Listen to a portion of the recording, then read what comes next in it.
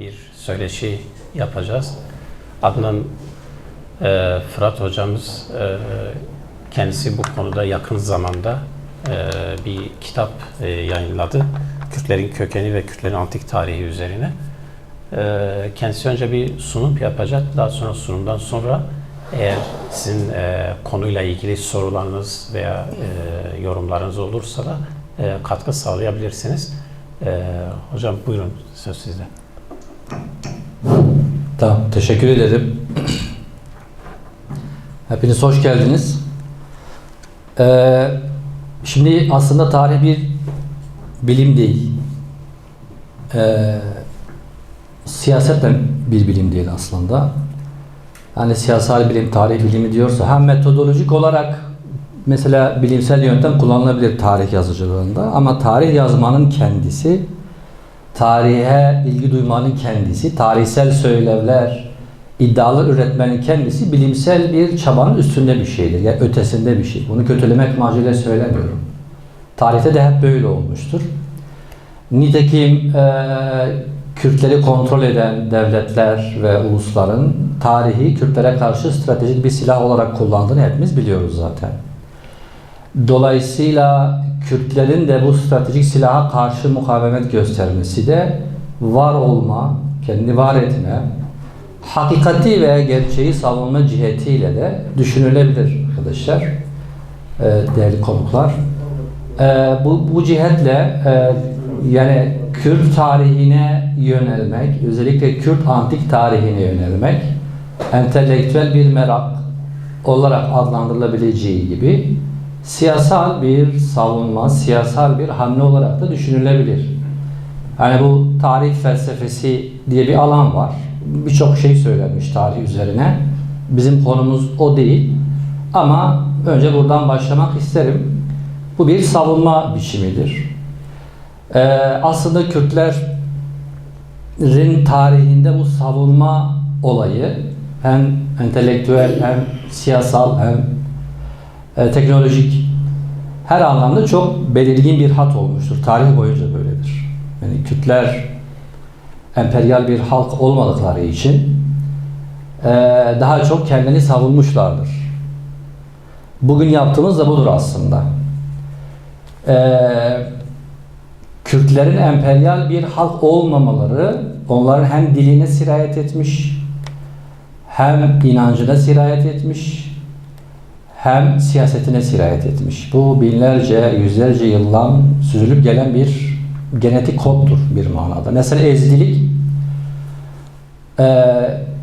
Kürt ulusal dini ezdiliktir. Yani %100 Kürt orijinli dindir. Hatta dışarıya kapalı bir dindir. Ezdilik şöyle bir şey var mesela. Ezdi biri ibadet ettiği zaman başka bir inançtan biri onu göremez. Görürse o ibadeti batal olur. Hatta daha spesifik bir yorumda ya kendini öldürmeli ya da onu göreni öldürmeli diyor. Yani bu kadar yayılmacı olmayan bir inanç. Yani Kürtler bir inanç üretirse nasıl olur? İşte böyle olur. Yani dolayısıyla Musaf Yaraş veya Kitab-ı Cübbe'yi elimize alıp Makedonlara, işte Osetlere, Kırgızlara, Türklere, Farslara gidip gelin bu dine gidin kimse dememiş mesela. Bu örneği bahsettiğim yargıyı desteklemek amacıyla veriyorum. Çünkü din bilim ile beraber gitmeli. Dil bilim, din bilim ve antropoloji. Yani bir halkın kökenini inceleme, orijinini inceleme bu üç temel üzerinden aslında sağlanmalı. Ezdilik hem ilahileri, kasideleri hem de ibadet dilinin kendisi Kürtçedir. Ve kutsal metnin kendisi Kürtçedir. Yani milli bir dindir ezdilik. O anlamda önemlidir. İnanç planında herkesin tercihi kendine evrensel bir din, evrensel bir inanç mı tercih edersin? Yoksa işte milli bir din mi? O ayrı bir tartışma. Herkesin tercihi kendisine. Ondan bahsetmiyorum. Yani yeryüzünde bir insan olarak bununla ilgili görüşlerim olur. O ayrı bir şey. Fakat bunun bir tarihsel, kültürel bir ağırlığı vardır. Bu savunma, emperyal olmama hali. Kürtler özellikle yaşadıkları topraklarda yerleşik bir halktırlar. Göçmen unsurlar olmakla birlikte ana damar yerleşik olmuştur her zaman. Yerleşik halklar genelde de böyle olur zaten. Yani mesela emperyal güçlerin çoğu tarihte göçmen halklardır. Çoğu, hepsi değil. Yani büyük bir kısmı öyledir. Kendi toprağın yasalarıyla yaşamışlar binlerce yıl. İşte küçük ölçekli bir tarih mimarisi geliştirmişler. Büyük devletler kurmaya ihtiyaç hissetmemişler çoğunlukla. Yani imparatorluklar, büyük mimari eserler falan. Bunlar bir eksiklik de değil bana soracak olursanız. Yani bunlar çünkü biraz da emperyal arzuların ürettiği şeylerdir. Tarihin şöyle bir tarafı var. Tarihte görünür olmak için emperyal olman gerekiyor. Gaddar olman gerekiyor, işgalci olman gerekiyor, soykırımcı olman. Bakın tarihteki bütün o ana şey hepsi öyledirler. Bu sömürgeci tarih anlayışıdır. Sömürgeci tarih anlayışı insanlar tarafından benimsenmiş bir anlayıştır. Senin tarihte sarayların, işte heykellerin, bilmem kitapların yok, sanki sen yokmuşsun muamelesi yapıyorlar. Bu yanlıştır. Sen tarihte görünür olmak ile tarihte olmak aynı şeyler değildir. Bu yüzden Kürtlerin tarihteki mevcudiyetini sömürgeci tarih anlayışı üzerinden anlayamayız. Kendi dinamikleriyle anlamak ve anlamlandırmak zorundayız. Tarihte imparatorluklar kurmuşlar mı? Yani Orta Çağ'da Eyyubileri düşünürsek, Saman Alevi gibi bile olsa bir 50 yıllık, 70 yıllık bir imparatorluk kurulmuştur. O da zaten biliyoruz yani Kürtlerin siyasal aklını çok etkileyen bir tecrübe olmamıştır. Kürtler yönetici bir halk vasfıyla da çok hareket etmiş değiller. Şimdi ben bunları söylerken tabii tarihin bir tür felsefesini yaparak tarihe girmemiz gerekiyor. Çünkü siyasal tarihten biraz bahsedeceğim ve bu yüzden bu esaslar üzerinden baktığımızı bilmemiz gerekiyor. O anlamda ben söylüyorum. Bir, biz emperyal bir halk değiliz. İki, yönetici bir halk da değiliz. Kendi mikro iktidarlarımızı üretmişiz. Yani A olmuş, Mir olmuş, bilmem Beg olmuş. Bu bize yetmiştir. Yani işte Osmanlı döneminde bir mire bağlı bir vatandaş, o yetmiş ona zaten. Başka bir şeye ihtiyacı olmamış ki onun. Başka bir şeye ihtiyacı olması için emperyalist olması gerekiyor. O da onun genetik kodlarında diyelim ki olmazsa kültürel olarak. O yüzden bu kötü bir şey değil yani. Bizim mikro iktidarlarımız Ağa, Beg, Mir. Üçü de Kürtçe değil. Ağa Farsçadır, Mir Arapçadır, Emir'den geliyor, Beg de Türkçedir. Yani bizi yöneten kavimlerden almışız. Yani yönetici kelimeleri hepsi bizi yöneten kavimlerden alınmış. Mesela dikkat ederseniz. Dedim ya dil bilimine beraber gitmeli. Şimdi bir halkın kökenini, antik tarihini incelemek devletin işidir. Çünkü multidisipliner bir çalışma olmak zorunda. Yani disiplinler arası bir çalışma olmak zorunda. Ve devletin sunacağı imkanlarla olmak zorunda. Maalesef bize bu imkanlar yok. Yani Güney Kürdistan'da iyi kötü bir 40 yıl neredeyse bir tecrübe var. Takip edebildiğim kadarıyla bu alanda çok bence yetersizdirler. Hem sanat ve bilimde bence bu iki alanda çok yetersiz görüyorum şahsen. Bu şahsi gözlemim. Bizim yaptığımız şey nedir peki? Bizim yaptığımız şey de yani mevcuda daha bilimsel metodolojiyle yaklaşmaya çalışmak. Şimdi öyle tahmin ediyorum ki buradaki cemaatin çoğu iyi kötü bir tarih okuması yapmıştır Kürt tarihiyle ilgili. Ve eğer birazcık da akademik terbiye, bilimsel referans konusunda, metodoloji konusunda da hassasiyet ve fikriyatınız varsa hepiniz gözlemlemişsinizdir ki özellikle antik tarihle ilgili referanslarımızın büyük bir kısmı yoruma dayanır. Yani bir yorum yapıp o yorum üzerinde kitap yaptığımızda biz tarih yazmış olmuyoruz bir manada. Yani mesela ben desem ki Hurriler Kürttür. Sonra Hurrilerin tarihini anlatsam bu doğru bir şey değil. Sonra insanlar dalga geçer bize böyle. Zaten geçiyorlar da. Tabii ki değerli çalışmalar da olmuştur. Fakat bana soracak olursanız akademik terbiyeye uygun, referanslara dayalı, metodolojik olarak o referanslar üzerinden giden çok az. Özellikle antik tarihle ilgili. Orta Çağ, modern tarihle ilgili bayağı iyi çalışmalar var. Son 10 yılda özellikle çok yazıldı. Tabii ki inkar etmiyoruz. Ama antik tarih için biz bunu diyemeyiz. Antik tarih için maalesef bunu diyemiyoruz. Yani mesela şu an düşündüğümde mesela İsmail Bekçi Vakfı'nın da 2 ciltlik eseri var yayınladığı. İşte ne o da başlıydı. Güneş ülkesi miydi? Okuyan oldu mu aranızda? 3 ciltlik o da mesela. Mesela onlar değerli çalışmalar. Ama mesela ikisi de bilimsel olarak referans alacağım bir şeyler yazmıyor yani. Metodolojik olarak. Kaynak, çünkü yorumdur yani. Bir şeyler söylemiş, anlatmıştır. Falan mesela bunu referans gösteremiyorsun. Mesela ben bu kitabı yazdığımda sadece yanlış değilsem bir yerden alıntı yapabildim. Çünkü öbür türlü şey yani bu şeye uygun değil. Bunu bu eleştiri olarak da sadece almayın. Bu bizim eksiklerimiz, zaaflarımız.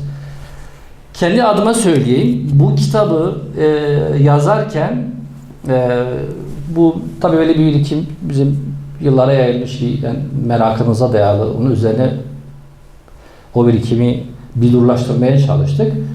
Elimden geldikçe bilimsel tergiye uygun olarak yazdım. Metodolojik olarak. Ona referans kaynaklar üzerinden gitti ve naçizane şahsi kanaatim odur ki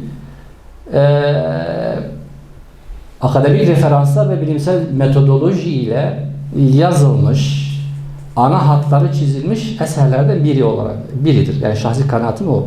Bunu yazarken de zaten böyle mevcuda yeni bir şey katmaktan ziyade kendine has bir yeri olsun. Bu yöntem, bu metodoloji üzerinden gitsin. Bu kaygıyla açıkçası ben yazdım.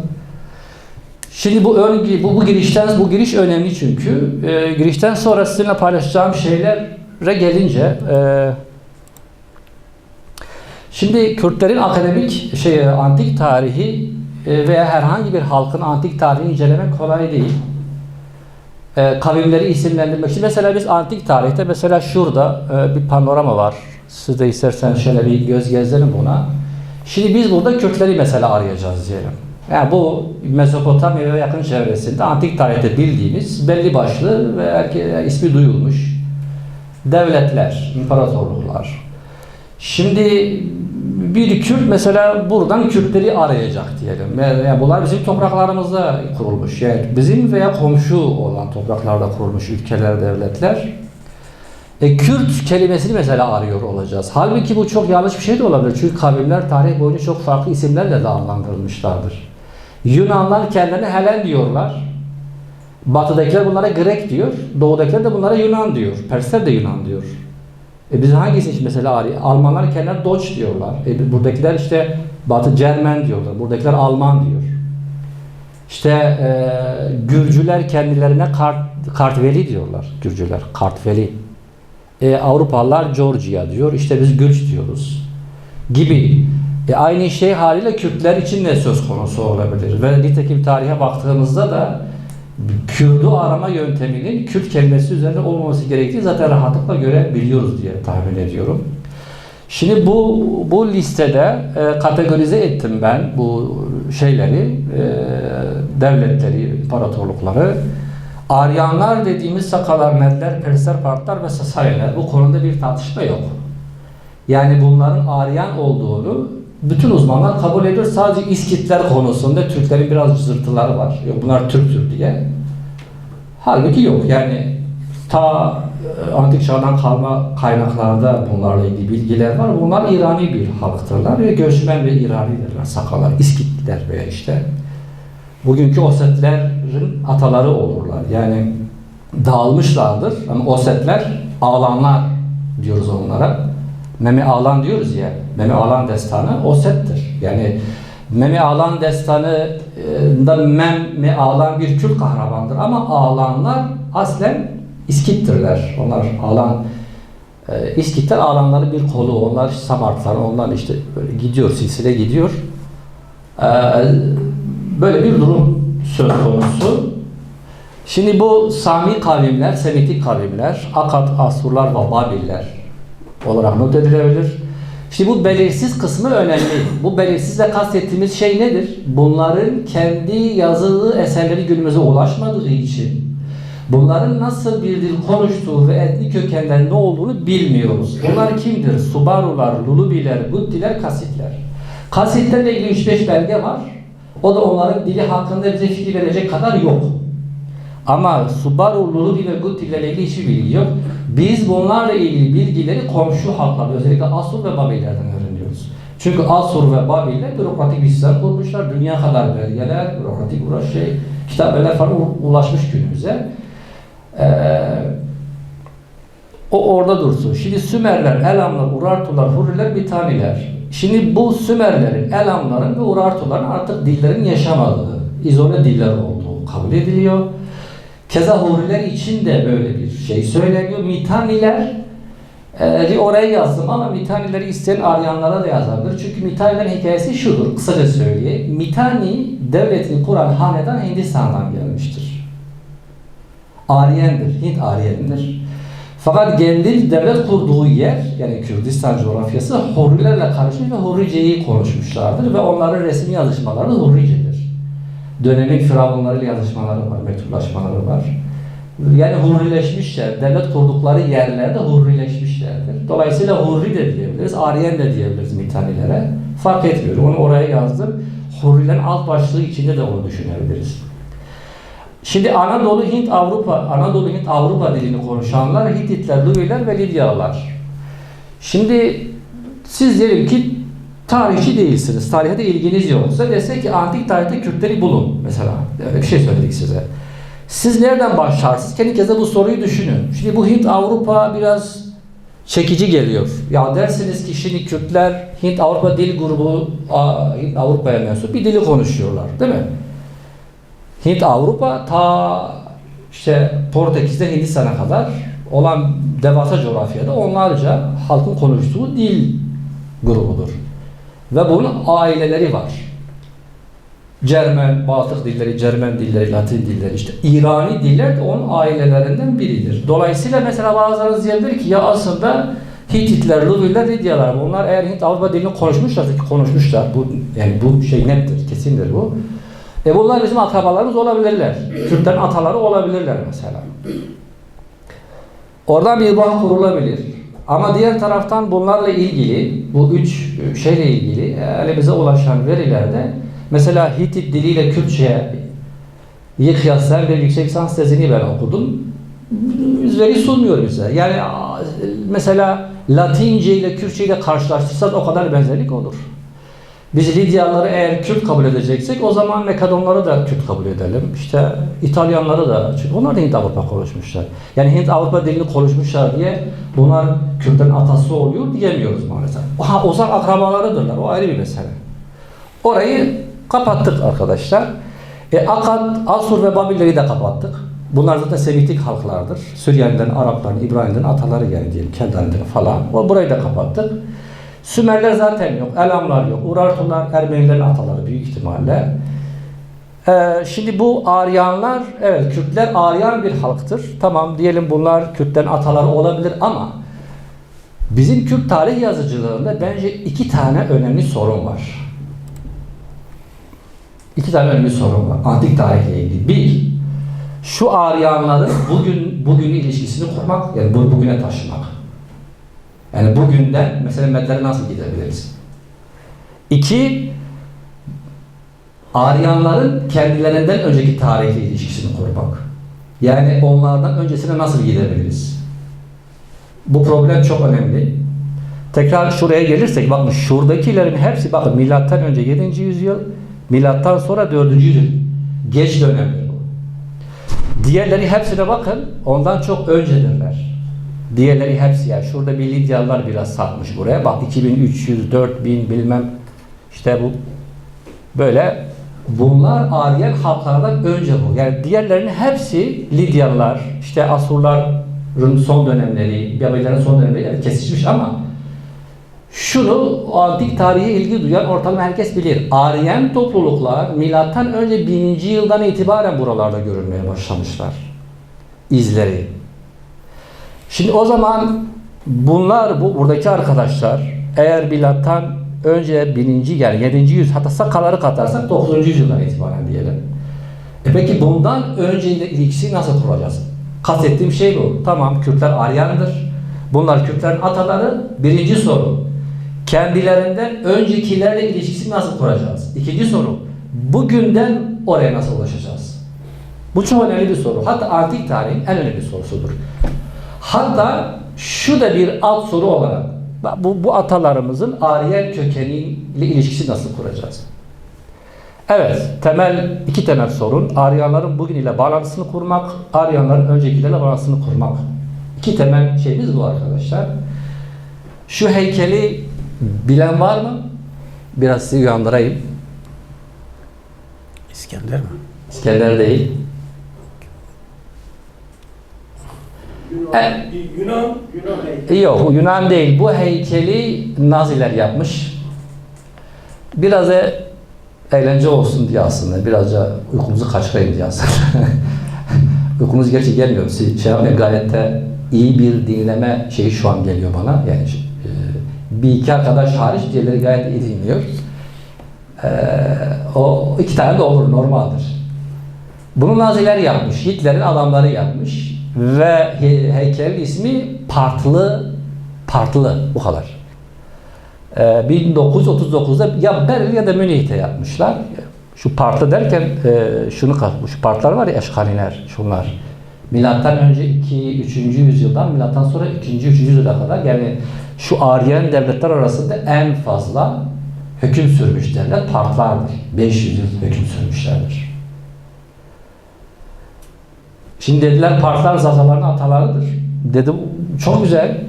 Partlar Zazaların atalarıysa o zaman partlar Kürttür zaten. Keşke ispatlasak bunu. Niye? Çünkü Zaza kim? Zaza Kürt. Zaza diye bir kavram yok. Kürt diyor, Kırmanç diyor. İsmi Kürt zaten. Yani orada bir kelime, Kırmancılar kendi dillerinin akışına göre Kürt diyor. Zazalar işte bu Kürt diyor. Zazaların kendilerine Zaza denen tarihini 100 yıl bile yok yani. 100 yıl bile yok. Bilal Bey bunlara daha iyi bilir. Bunlar Kürttür, Kırmanç'tır. Kürttür, adı Kürt. Yani Farslar da Kurdistan diyor mesela. Şimdi onlar Kurdistan dediği için acaba bu Farslar Kürt derken kimi kastediyorlar? Öyle mi diyeceğiz? O neyse Zaza'nın Kürt demesi de odur. Zazaların, dedelerin hepsine gidin Kürt, Kırmanç diyorlar. Diyor ki ben Kürt'üm. Ya Kürt'üm diyor. Yok valla acaba Zazalar Kürt mü? Ya diyor ki ben Kürt'üm ha. Kürt, adı Kürt. Türkler de Kürt diyor. Kürt diye bir şey var mı? Biz Kürt değiliz ki, biz Kurduz. K-U-R-D. Türkler ne diyor? Kürt. Zazalar Kürt. Kurmancılar Kürt. Bu kadar basit. Mesela biz Kurmancılar hoş diyoruz, Zazalar hoş diyor. Çünkü onların fonetiğine, dilin akışına, konuşmasına uygun mudur? Sen diyor musun ya bu hoş ile hoş ile ki aynı değil aslında. Hoştur zaten. Ya böyle örnekler çoğaltılabilir. Yani böyle tek kelimenin değiştiği. Başka ne olabilir? Yani böyle tek kelimenin Kelime o gibi. Şimdi sen hoş ile veş de ya diyorum, niye bu da aynı şeydir. Adamların adı Kürt zaten. Diyor ki ben Kürt'üm, sen halbuki acaba sen Kürt müsün? Ya adı Kürt. Zaza ifadesi dışarıdan onlara verilen bir isimdir. Kavimlerde o var. Eksonim ve endonim. Yani kavimlerin kendi adlandırmaları, bir de dışarıdan kavimleri adlandırmaları. Zazalık onlara dışarıdan verilmiş bir isim. Adamlar kendilerine Kürt demişler. Kürt yani demişler. Biz hala diyoruz acaba Zazalar Kürt mü? Hani ben Kürt değilim diyen bir Zaza'ya saygı da duyarım. O ayrı mesele de, ama yeter ki bunu Zazalar adına dile getirmesin. Bütün Zazalar Kürt değildir, bilmem falan bir de mücadelesine göre saygı duymam o zaman. Ama hissiyattır bu işler. Valla ben kendimi Kürt hissetmiyorum. Olabilir. Sen kendi tercihin. Bu ayrı bir mesele. Bu yüzden inşallah partiler Zazaların atalarıdır. Çünkü o zaman %100 Kürt olarak kabul edeceğiz ve inşallah bu da ispatlanır. Öyle diyelim yani. Şimdi peki Descartes'in meşhur sözünün burada ne işi var diyeceksiniz. Şimdi Descartes'in bu yönteminden kısaca bahsedeceğim. Sonra niye bundan bahsettim ve konuyla alakasını oraya geleceğim. Descartes şüphe yöntemi olarak kullanmış. Şimdi felsefede şüphe kavramı iki şekilde. Bir yöntem olarak kullanılmış, bir de amaç olarak kullanılmış. Septikler, nihilistler, relativistler bunlar amaç olarak. Yani her şeyden şüphe ediyorlar. Çünkü duyu organlarına güvenmiyorlar, akıllarına da güvenmiyorlar. Diyor ki sen diyorsun ya bu taştır da iyi de benim gözüm bana yalan söylemediğini nereden bileceğim? Kulaklarımın, burnumun, benim algıladığım şeyin algılanmakta olduğunu güvencesi nedir diyor adam. Hiçbir güvencesi yok ki. Belki bambaşka bir gerçeklik var dünyada, o yüzden ben şüpheciyim diyor. Şimdi Descartes diyor ki tamam biz her şeyden şüphe edelim. Her şeyden. Onun meşhur sözüdür. Hayatında bir kez olsun doğru bildiğin her şeyden şüphe et diyor Descartes. Ve uzun uzun da uğraşıyor bunu. Ya diyor olabilir aslında. Biz şu an bir rüyada olabiliriz. Cin çarpmış olabilir. her şeyi ters görüyor olabiliriz falan da filan. Ama en son şöyle diyor, bir dakika diyor ama ben diyor şüphelendiğimde bile düşünme halindeyim. Bu yüzden ben şüphelenmekten şüphelenemem. Bu da benim düşündüğümü gösteriyor. Ben düşündüğüme göre benim varlığım da bir hayal değil, bir mecaz değil, gerçektir. Benim düşünen bir özne olmam, benim gerçek bir varlık olduğumu gösteriyor. Düşünüyorum, o halde varım. Buradan başlatıyor. Bu en doğru yere ayağını basıp o en doğru yerden hareket etme. Zaten Descartes rasyonalist bir adamdır. Şüpheci biri değil. Şüpheyi yani kesin, kendisinden asla şüphe edilmeyecek bilgiye ulaşmak için her şeyden şüphe etme yöntemi. Her şeyden şüphe edelim ki ulaştığımız sonuç şüphesiz olsun. Bu Kartezyen yöntemdir felsefede. Şimdi bunun konumuzla alakası da şu. Biz de naçizane bu eseri hazırlarken dedik ki biz öyle bir yerden başlayalım ki ayağımızı öyle bir yere koyalım ki ondan şüphe olmasın. Sonra o ayağımızı koyduğumuz yer üzerinden ne yaparız? Etrafı öğreniriz. Biz de ayağımızı koyduğumuz bu yer üzerinden hareket ettiğimizde medleri gördük. Medlerin Kürtlüğünün en dolaysız göstergesi onların onlarca tarihsel kaynak ve belgede Kürt olarak anılması veya Kürtlerin Med olarak anılmasıdır. Bu kitapta ben uzun uzun o belgelerin, referans kaynakları hepsini buraya yazdım. Öyle tahmin ediyorum ki buraya yazdığım kaynakların önemli bir kısmını çoğunuz eğer okursanız kitabı göreceksiniz. Hem Ermenilerde, hem Farslarda, hem Araplarda, hatta Türklerde bizzat Medlere Kürt denildiğini veya Kürtlere Med denildiğini gösteren onlarca belge var. Orta Çağ'da bile var bu. Yani mesela Ermeni kaynaklarında zaten çok var. Benim yakın tarihte ulaştığım bir belgede mesela aynen şöyle diyor. 1920'lerde yazılmış, 1830'da yazılmış bir Ermeni tarihi kitabında aynen Medler aynı zamanda Kürtler ve Kürt olarak da adlandırılır şeklinde bir ifade var. Paragraf uzun, sadece o kısmını okuyorum. Zaten Kral Haytha'nın meşhur şeyi var. Binli yıllarda Kürtlere Med diyor. Muaviye Ebu Süfyan Abbasi halifesinden işte Ortaçağ İslam kaynaklarına bahseden işte Türkler, şunlar bunlar ve Medler, Ortaçağ İslam kaynaklarında Med beylerinden bahseden o referanslar hepsi burada var. Bilgiler var. Şimdi Ardeşeri Babakan'ı duydunuz mu? Ardeşeri Babakan. Sadece bir cemaati yoklamak için Ardeşeri Babakan'ı biliyorum ve kim olduğunu biliyorum diye parmak kaldırabilir mi? Ona göre ben bir sunum yapacağım. Abdurrahman hocam da biliyor. Niye parmak kaldırmıyorsunuz? Şimdi Ardeşeri Babakan 3 kişi biliyor. Tamam. Bu güzel çünkü biraz da espri yapalım. O zaman sallayabiliriz. Sıkıntı yok. Diyormuşum. Karname-i Ardeşeri Babakan, Sasani Devleti'nin kurucusu, Ardeşer'in mücadelesini anlatan epik, destansı, biraz da mübalağalı bir eserdir. Milattan sonra 3. yüzyıldaki olayları anlatıyor. Pehlevice, yani Sasani Pehlevicisiyle yazılmış bir eserdir ve o eserde, burada yazmışım, aynı kitleye bazen Kürt diyor, bazen Med diyor. Burada var, referans kaynağı. Aynı olayı anlatıyor, aynı savaşı anlatıyor. Bir satırda Kürt diyor, diğer satırda Med diyor.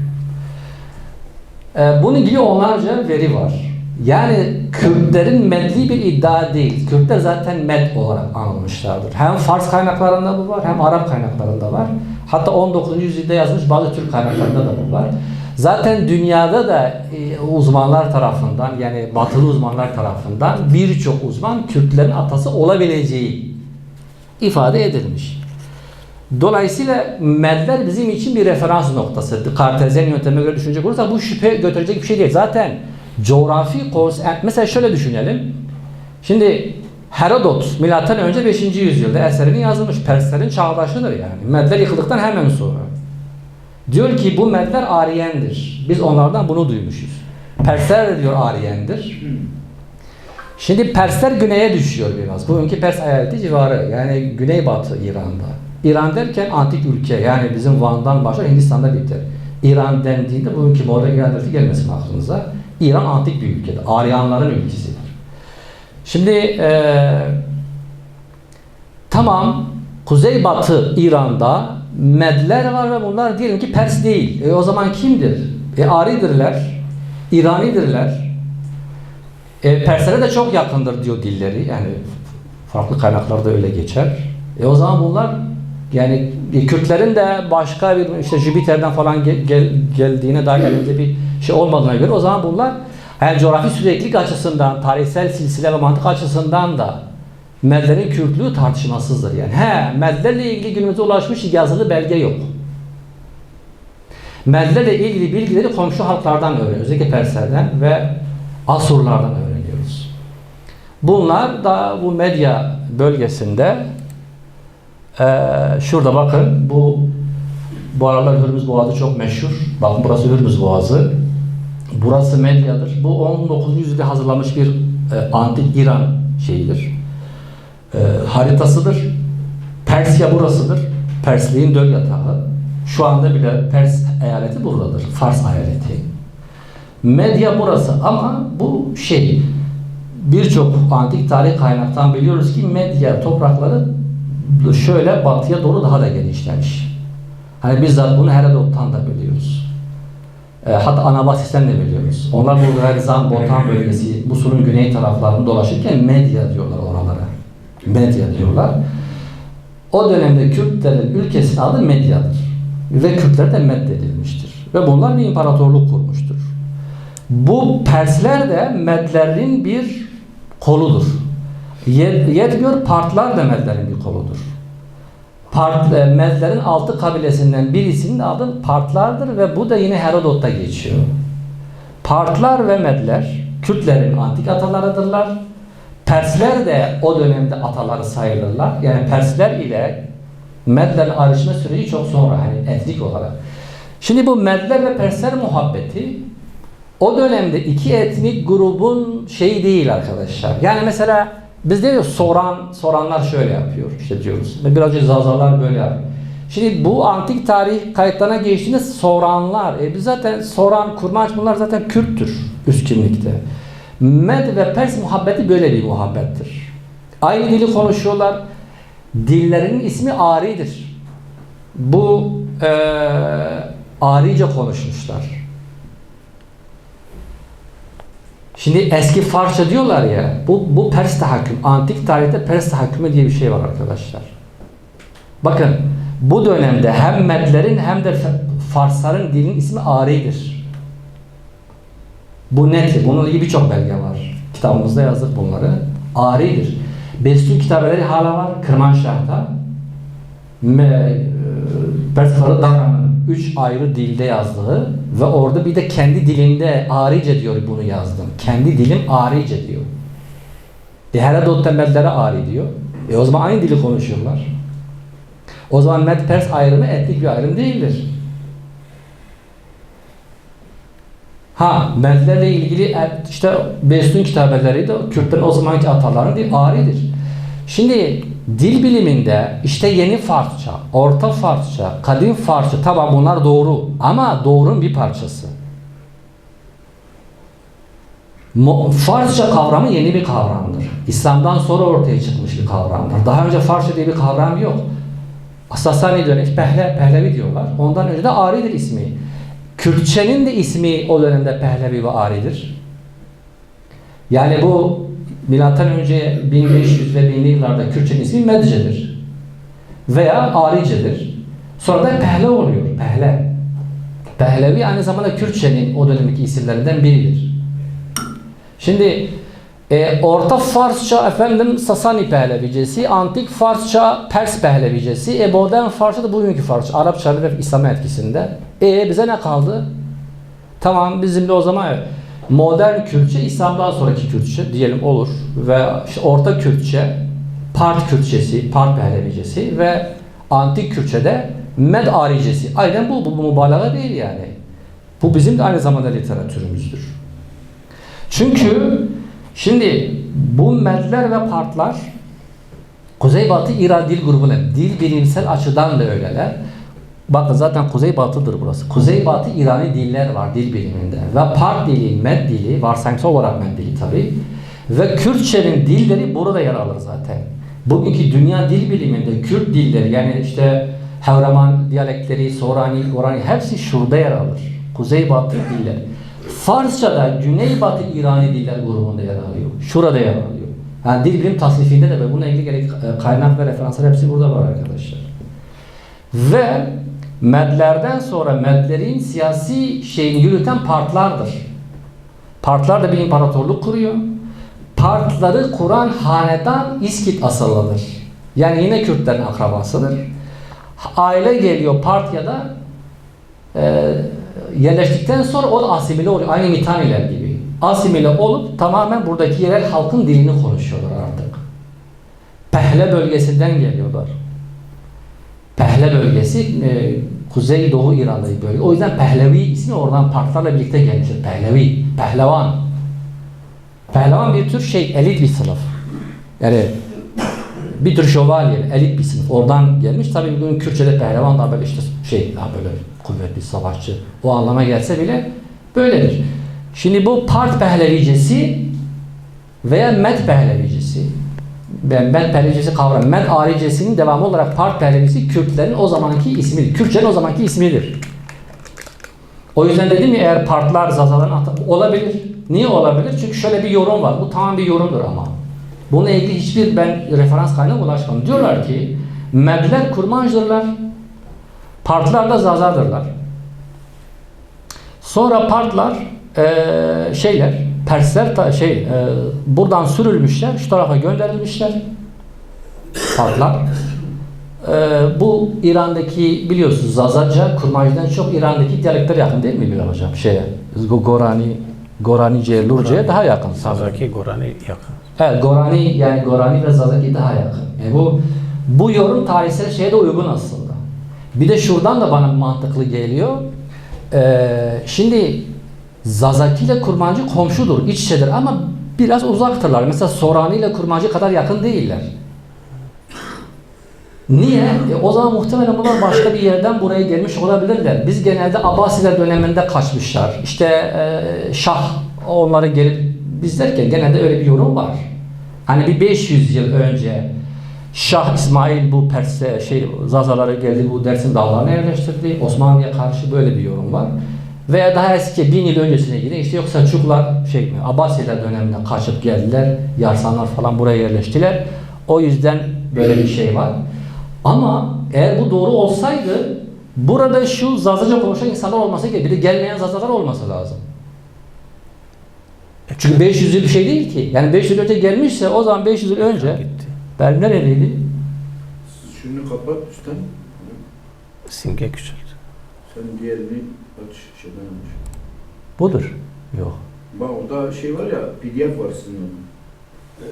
Ana ekranda. Ana ekranda PDF var. Masa Aha pardon tamam burada tamam.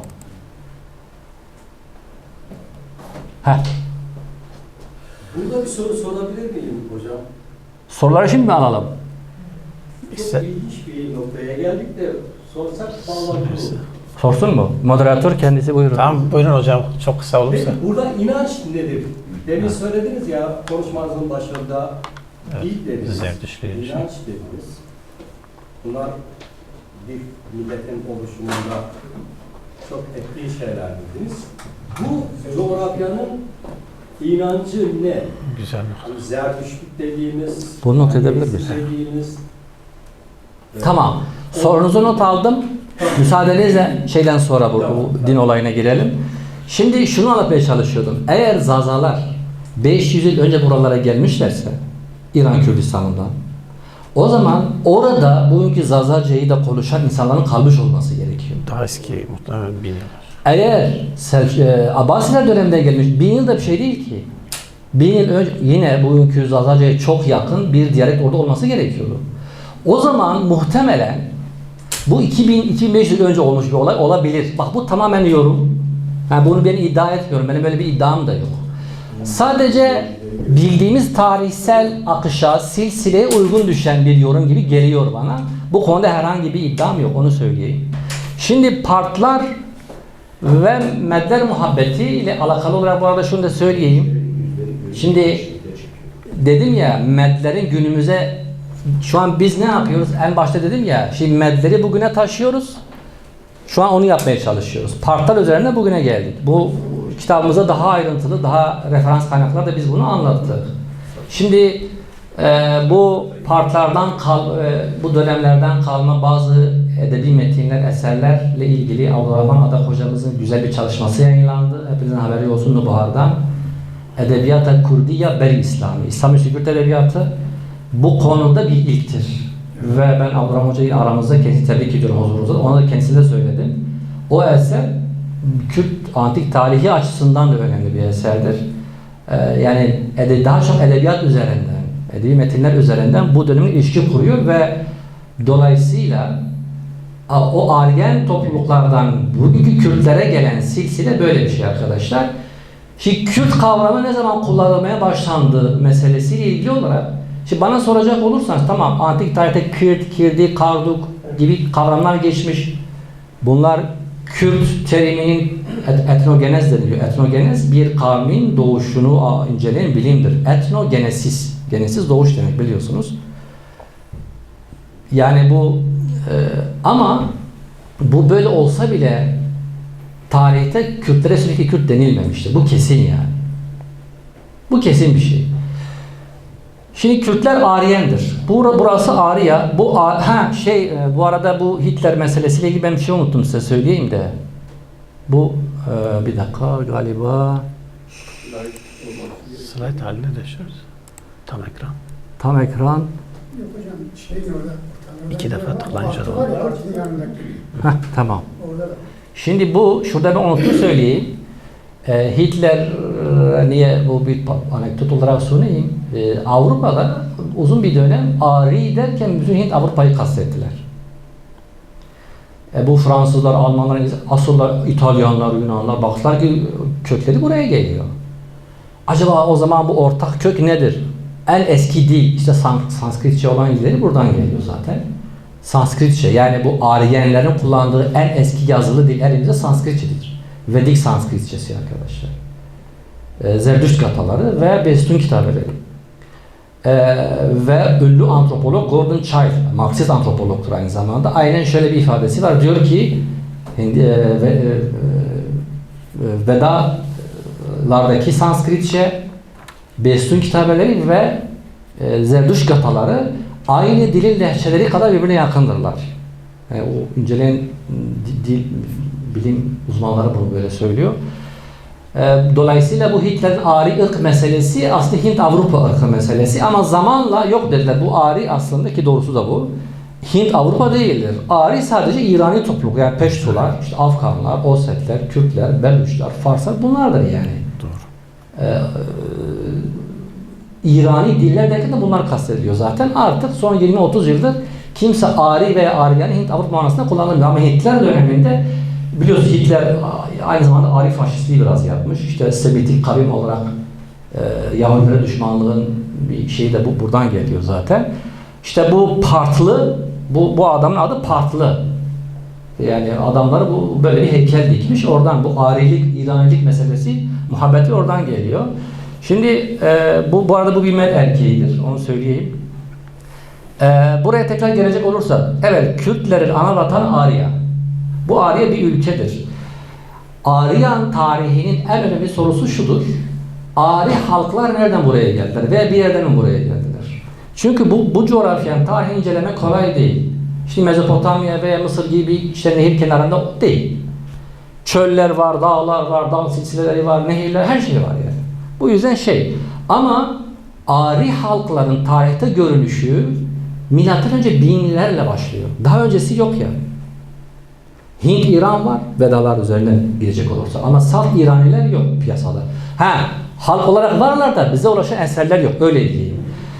Ve birçok uzmana göre bu Ari halklar aslında bu Karadeniz'in kuzeyi, Ural Dağları eteklerinden ta Sibirya'ya kadar olan bölgeden buraya gelmişlerdir akın akın. Bu göçlerin olduğu kesin. Kesin.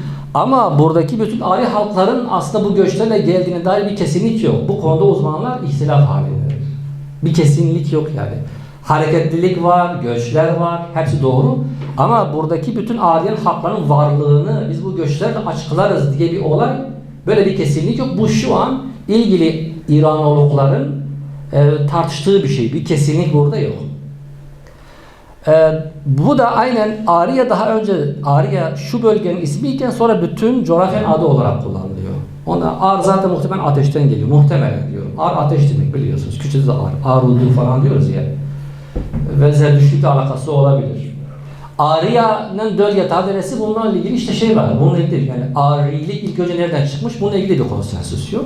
Onu söyleyelim. Şimdi devam edelim. Şimdi gelelim. Şimdi biz ne yaptık? Şu an Medler, Partlar üzerinden zaten ondan sonra Kürtlük artık başlıyor. Orta Çağ Kürt tarihi bilinen bir tarihtir. İslam'dan önce Sasaniler Partları yıkıyor. Partlardan ta Mervanilere kadar siyasal hayatta Kürtler görünmüyor artık. Aşiretler halinde yaşıyorlar. Sonra artık zaten işte o Mervaniler, Şeddadiler falan dönemi geliyor. Sonra işte Eyyubiler falan geliyor. Buradan bağı kurabiliyoruz. Şimdi bir de Med öncesindeki bağı nasıl kuracağız? O olaya gelelim.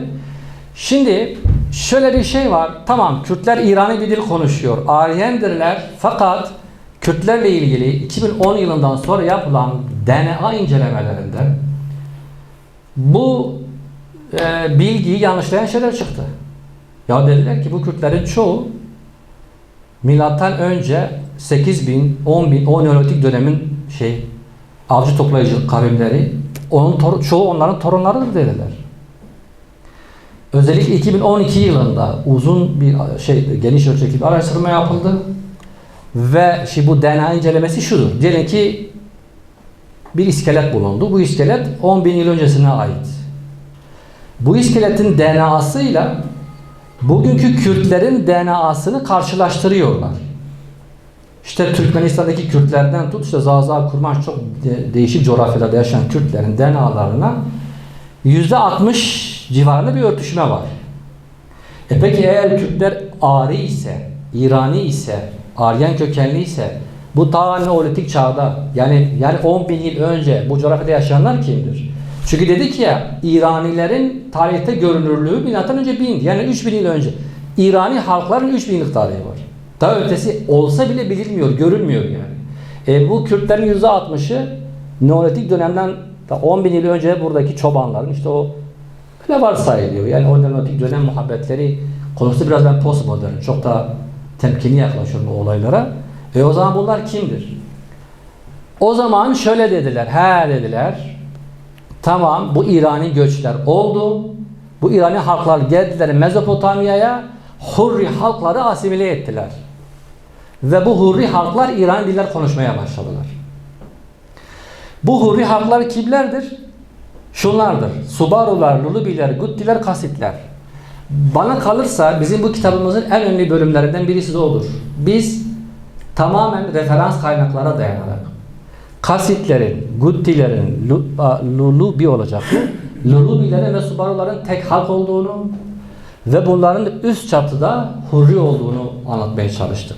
Ve bu bir yorum olarak değil, onlarca referans kaynak var burada. Ve bu Subaru, Lulubi falan dedim milattan önce 4500'lere kadar giden bir şey var, kayıt. Ve bunlarla ilgili de mesela elimizde bilgi yok. Dilleriyle ilgili bilgi yok yani. Onu da söyleyelim. Var da Hurrilerle ilgili mesela var da kesin olan şey şu. Bu Hurrilerin kullandığı dil Hint Avrupalı bir dil değil. Hurri uzmanları var. Türkiye'de de Hurrice'yi öğrenen tek bir tane profesör var. Onda bir kitabı var Hurrice diye. Hepsini okudum. O da orada öyle söylüyor yani. Ve şunu diyorlar. Biz Hurrice ile ilgili net değiliz. Çünkü eldeki malzeme bize son sözü söylemeye yetmiyor. Önce bunu diyorlar. Ama bunun Hint Avrupalı bir dil olmadığı da kesin diyorlar. Şimdi o halde. Şimdi Hurrilerin Hurriler milattan önce 1300'den itibaren yok. Tarihte görünmüyorlar. Mitanilerden sonra görünmüyorlar. Medliler milattan önce 7. yüzyıl. Arada bir 500-600 yıl var. O dönemde de İrani halklar gelmiş buraya. O zaman mantıklı geliyor. Bu Hurri topluluklar yani Kürtlerin genetik ataları ki bu Huri'dir aslında. Avrupalı bazı akademisyenler KH ile yazmış. Huri. Türkler Huri diyor. Huri'dir aslında. Hurt, Hort, Kürt. Bence bunların ilişkisi var yani. Yani Kurt'la da bence alakası var Huri'nin. Ve Hort'la da bence var. Bunlar Kürtlerin genetik atası oluyor bu durumda. Peki Hurrilerin, Subaru kimdir? Birçok kaynakta arkadaşlar, birçok kaynakta bunların ikisi aynı anlamda kullanılıyor. Yani mesela Hurriye Subaru, Subaru Hurri diyor. Hatta yine bir akademisyenin bu konuyla ilgili incelemesi aynen cümlesi şu. Şunu yapan Hurriler Subarulardan başkası değil diyor. Yani. Subaru'dur diyor. Subaru kimdir? Asurlarda bir yön yani kuzey, güney, doğu, batı diyor ya. Subaru Asur dilinde bir yön bildiriyor aslında. Zamanında Asurlar demiş ki işte kuzey Subaru. Oradaki halklar Subaru kalmış. Ama orada yaşayan Hurrilerdir. Şimdi şuraya gelirsek, şimdi bu Hint Avrupa dedik bize uzak. Gerek yok. Bununla uğraşmaya gerek yok. Bu zaten şunlar belirsiz. Şimdi Guttiler, hatta ben size şunu söyleyeyim. Yine bu kitapta ilk defa göreceğiniz biraz reklam yapıyorum. Bu arada orada kitaplarımız var. Gerçi çoğunuz önceden aldı. İlk defa burada göreceksiniz. Asurların Guttilere zamanla Med dediğine ilişkin bir belge var bu kitapta. Ve bu çok önemli bir belgedir. Çünkü Medlerin kendisinden önce buradaki halklarla ilişkisini sağlamamıza yardımcı olan çok nirengi bir referanstır bu. Yani Asur kaynaklarının Gutti dedikleri halka zamanla Med dediklerine ilişkin referans kaynak bu kitabımızda var. Ve bence bu kitabımızın naçizane en önemli hizmetlerinden biri de budur. Niye biri bu? Çünkü biz bu Aryan halkların geçmişle ilişki sadece yorumlamıyoruz. Aynı zamanda referans gösteriyoruz. Bizim bu dediğimiz şeylerin çoğunu daha önce de yorum olarak söyleyen kitaplar olmuştur. Hepsi olmasa bile. Fakat biz naçizane bunu kalın hatlarla, belirgin hatlarla ve akademik bir mecraya taşımaya çalıştık. Başardık, başarmadık. O sizin takdirinize kalmış bir şeydir. Birisi bu kitaba itiraz ettiği zaman bilimsel bir eser yazmak zorundadır. Etse bile. Böyle kalkıp hiç kimse böyle işte dalga geçmek için, biliyorsunuz dalga geçmek için yazılmış birçok eser var. Elimizdeki eserler dalga geçen bir sürü eser var. Biraz da haklıdırlar. Çok da onlara o cepheyi aşmamak gerekiyor. Şimdi o zaman toparlayacak olursak Hurriler ki bu Lulubi Gutti kasitler belki olmayabilir. Buna %100 iddialı değilim ama diğerleri öyle. Bununla ilgili birçok referans var. Çünkü işte anlatsam konu uzar. Gerek yok. Yani akışı bozmaya gerek yok. Bu Subaruların, Lulubilerin, Guttilerin ve kasitlerin Kürt olduğunu nereden biliyorsun da ilgili burada bütün referanslar var. Ama onların mesela 4 ana noktada 4'ünün ortak özelliği var. Birçok mesela Babil ve Asur kaynaklarında aynı anlamda kullanılmışlar yer yer. 2.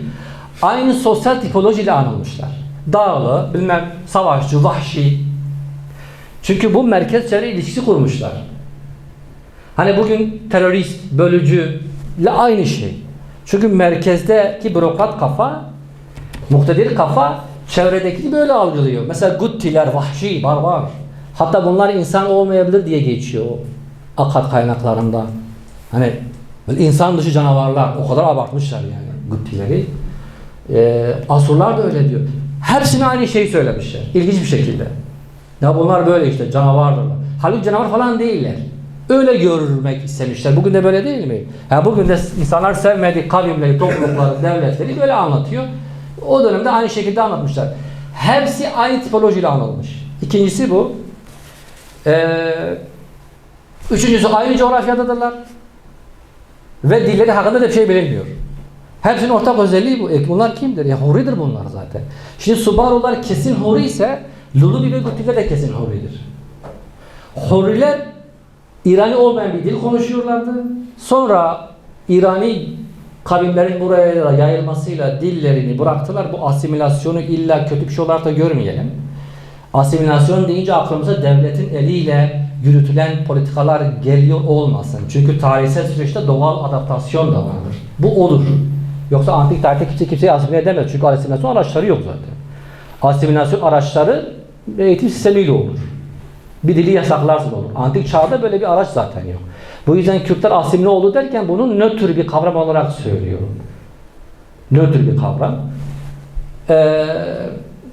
Bu ondan sonra yani bugün konuştuğumuz Kürtçe ve Kürt dilleri o dönemden itibaren işte Medce, Arice falan o dönemden itibaren zaten artık kaynaklara geçiyor. Şimdi Hurri gibi işte geniş bir alana yayılmış bir toplulukla ilgili olarak yani bunlar niye yok olsun ki aniden? Yok oldular, buharlaştılar, Jüpiter'e mi gittiler yani? Elbette ki bunların ataları bizim genetik atalarımız ama bu da %60 civarıdır ha. Biz %40 yine bu İranilerdeniz ha, onu da söyleyeyim. Genetik olarak öyleyiz. Bu %40 demeyelim de yani çünkü aramızda mesela Mıtrık, Koçer, Dom bunlar hiçbirisi aslen Kürt değil ve ama Kürdistan coğrafyasında Kürtleştiler zamanla. Kürtlerin kökeni bir yerden gelmiyor. İşte burada bir şey var. Şimdi insan zihni bunu istiyor değil mi? Ya böyle bana bir nokta göster ki bak Kürtler buradan çıktı büyüdü bu. İnsan böyle bir şey istiyor ama böyle bir şey yok. Böyle bir şey yok çünkü Kürtler farklı iki ana öbek bir kere var. İki ana küme var. Ariyenler, Hurriler. Birisi Mezopotamya'nın en eski yerleri bir tanesi de Ariler zaten. Biz şu an kültür olarak Ariyiz. Dil olarak Ariyiz ama gen olarak daha çok Hurriyiz. Ve mesela Hurriler genetik olarak Ermenilere ve Gürcülere yakındır. Yani bizim atalarımız genetik olarak Ermeni ve Gürcülere yakındılar. Hatta bu kitabımda zaten Kürtlerin kökeniyle ilgili teorileri yer vermişim, onlara girmeyeceğim. Bazı Gürcüler diyorlar ki yani Kürtlerle Gürcüler aynı kökten geliyor. Gürcüler kendine Kartveli diyorlar. Kartli. Onların merkez Gürcistan şeyi. Kartlidir yani. Kurt yani. Hatta o Kardu, Kirti, Kurdi diye geçenlerin çoğu Gürcü olabilir ben size söyleyeyim. Çünkü Gürcülerin İskender İsrailleri sonrası kuzeye bir göçleri olduğu kesin. Hititler döneminde de olmuş bu da kesin. Yani böyle Gürcülerin buralardan gittiği kesin yani. En azından bir kısmının. Onların tarihinde geçiyor bu. Nikolay Mar o yüzden diyor ki Kürtler Kafkasya bir halktır. Onun teorisi tabii yani. Ama bu dediğim gibi bu olabilir aslında. Yani biz mesela İrani dili almasaydık şu an kendimizi Ermenilere ve Gürcülere yakın görüyor olabilirdik. Bu mümkündür yani. Ermeni dediğin değil mi? Yani biz madem ki binlerce iç içe yaşamışız. Niye dillerimiz bu kadar uzak birbirinde? Bu çok da mantıklı bir şey ya. Çok uzak iki dil. Hani aynı dil ailesi bile değil. Yani Hint Avrupa'dır Ermenice ama kendi başına bir aile. İrani değil mesela. O kadar uzak bizler. Biz ya köylerimiz komşu olmuş binlerce yıl. Aynı yani bu köy bırak komşu köy. Aynı köyde yaşamışsın neredeyse. Yani niye bu kadar farklıdır bu? O zaman muhtemel ki böyle bir şey olmuş. Niye Ermeniler bize Med diyor? Niye binlerce yıl Ermeni kaynakları bize Med demişler mesela? Bu da biraz onu destekliyor. Dolayısıyla biz genetik olarak Kafkasya halklara yakın olabilir. Daha doğrusu onlar bize yakın olabilir. Çünkü biz buradaydık zaten. Yani biz bir yerden buraya geldiğimizde dair bir şey yok yani. İki büyük DNA incelemesi yapılmış. İkisi de kitabıma aldım sonuçlarını. Bunu bize desek ki ola ben bunu kabul etmiyorum. O zaman şu var önümüzde. Diyeceğiz ki hayır efendim. Zaten Kürtler Ari bir dil halktı. Baştan beri de asimile olmalılar. Arilik kimliği Kürdistan'dan dünyaya yayıldı. Aryanların ana vatanı Kürdistan'dır. Mezopotamya ve Kuzey Mezopotamya'dır. Hurriler de aslen Ari'dirler. Dolayısıyla asimile de olmadı. Bu karşı bir tez olabilir ama bunu çok iyi işlemen gerekiyor. Ben şahsen bunu işleyecek done bulamadım fazla. Yani bu olabilitesi olan hani bu dediğim şeye alternatif bu olur. Alternatif bu 50-60 milyonluk bir halkız ya. Bizim elbette o zaman da köklerimiz, atalarımız vardı bir yerde yani bu. İşte bu da bizim. Şimdi mesela Amerika'yı ele alalım. Amerika Birleşik Devletleri diyelim ki bir ulustur. %55'i beyaz adamdır. Avrupa'dan gitmiştir. %2-3'ü oranın Kızılderilileri, en eski yerileridir. %2-3 Amerika devletinde, bütün kıtada demiyorum. Bütün kıtada %16-17 civarıdır yanlış değilse. Bilmem %17-18'i Afrika'dan getirilen siyahilerdir. Geri kalanlar Latinlerdir. Ve %5-6 da Çinli, işte Asyalı var yani. Şimdi Amerika bir ulus ise bunun işte tek bir yerden yani işte Avrupa öbeği var, Latinler var, yerliler var ve bir şey bizim de böyle. Biz Kürt ulusu olarak antik tarihte iki büyük öbek var. İki büyük kütle var. Bir, İraniler, Aryenler. İki, Hurriler. Bunlar bizim iki büyük öbeğimizdir. İkisinin de mirasçısıyız biz. İkisi de bizimdir yani. Ama zamanla tabii ki göçmen kabileler katılmıştır. Başka unsurlar gelmiştir. Araplar, Süryaniler Kürtleşmiştir. Bu çok doğal bir tarihsel akıştır. Keza aynı şekilde Kürtlükten çıkanlar olmuştur. Hasibli olanlar olmuştur. Tarih böyle bir şey zaten. Bu grafik böyle fikir yani böyle grafiklendirecek veriler yok elimizde. Tabii Kürtlerin yüzde kaçı Aryanlar, yüzde kaçı Neolitiktir, yüzde kaçı bilmem Arap, Sami kavimlerden hasibli olup Kürtleştiler. Onunla ilgili hiç kimsenin elinde bir veri olamazdı zaten. Ama Kürtlerin olayı, hani Kürtlerin kökeni ne diyoruz ya? Köken budur işte kökeni. Tek bir katmanla, tek bir yapıyla açıklayamayız Kürtlerin kökenini. Dünyadaki kavimlerin çoğu öyledir. Bu yüzden antik tarihte Kürt kelimesini aramaya çok da gerek yok bana kalırsa. Kardunya Tevrat'ta geçiyor. Bugünkü botanı kastetmişler. Kar ilişkisi olabilir. Tabii ki olabilir. Ama yani belki etnik isim olarak kullanılmamıştır. O da olabilir. Bir halkın 10 tane ismi olabilir tarihte. Tek bir halkın. Bak mesela size bir örnek vereyim. Safeviler. Bak Safevi desen olur. Mesela düşünün Safeviler 3000 yıl önce yaşamış. Şimdi bir varsayımda bulunalım. 3000 yıl önce Safeviler. 1. Safevi. 2. Kızılbaş. 3. Alevi. 4. Şii. 5. Pers. 6. Türkmen. 7. Kürt. Hepsi de aynı şeydir. Hepsi de geçmiş tarihte. Safeviler aslında Kürttür. Safevi hanedanı yani Şah İsmail'in dedeleri Safeviye tarikatının kurucularıdır. Bunlar aslında Sünnidiler ve Kürttürler. Onların kendi eserinden geçiyor. Yani Safevilerin yazdığı eserde geçiyor bu. Kürt desen olur. Safevi devleti kuruluşta Türkmen Kızılbaş yani Alevi diyelim bir devlettir. O da olur. Türkmen de olur. Safevi desek de olur. Burada gelirken Kızılbaş diyorlardı. O da olabilir. Şii desen o da olabilir. Bir sürü isim işte bu isimlerin hepsi antik tarihte karşımıza çıksaydı ya bu Şiiler kimdir, Safeviler kimdir, Kızılbaşlar ki falan filan. Bu isimlere de biraz böyle bakmak gerekiyor. Yani Subaru, Gutti, Lulubi, işte Hurri hepsi aynı halktır. Aynı şeyden bahsediliyor. Zaten Hurrilerin lehçeleri de tespit edilmiş yani. Hepsi doğrudur kendi açısından düşündüğünüzde. Olayımız bu. Bakın Kürdistan ülkesi tarihte Subaru olarak geçmiş, Medya olarak geçmiş, Kardunya, Pehle, Bakar'da Kürdistan. Son 1000 yıldır da Kürdistan diyoruz. Bizim ülkemiz Bakar'da şeyde geçiyor bu. Orta Çağ'da burada Bakar'da diye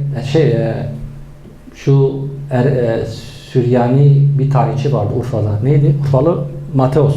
Mateos muydu? Evet. Mesela o Bakar'da diyor. İlginç.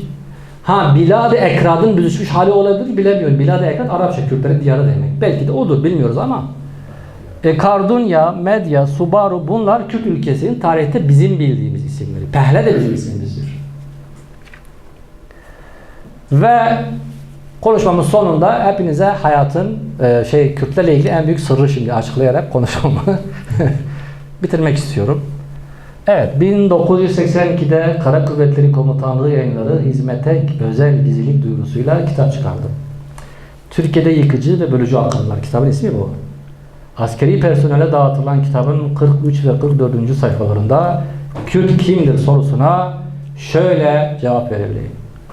Kürt, dağların yüksek kısımlarında, tepelerde, yaz ve kış aylarında erimeyen karlar vardır.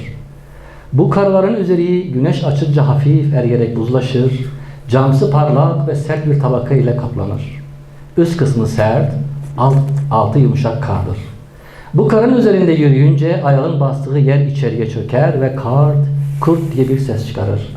İşte bu sese izafeten sıkışmış kara yatkın, kara Kürt, kar ve Kürdün denmektedir. Bugün hala Anadolu'nun birçok yerinde ve Azerbaycan'da fırtına ve rüzgarın sürekli yiyip getirdiği ve çukur yerlere doldurduğu sıkışmış kara, kurtluk, kürtük veya kürtün denmektedir. Yüksek yaylalarda ve karlı bölgelerde yaşayan Türklere kurdaklar denilmiştir. Evet, bu da Kürtlerle ilgili bilmemiz gereken en büyük sır olarak Adnan Hoca çok açık değil mi? Yani bak sen bu kadar karışık bir şey anlattın adamlar ne? Şimdi tabii hocamızın dediği gibi bütün anlattıklarımızı absorbe eden, boşa çıkaran maalesef bu 1982'de hizmeti özür dağıtılmış bölge arkadaşlar, düşünün ya. Bu çayın fikri. Olabilir yani hizmeti özel. Evet. Teşekkür ederim beğendiğiniz için. Sağ olun. Evet. Hocam teşekkür ediyoruz. Çok sağ olun. Geniş bir sunum oldu. Tabii hocamız da belirttiği gibi bu antik tarih biraz tartışmalı bir alandır. Çünkü yazılı belgeler nispeten yakın tarihe veya orta çağa göre daha azdır.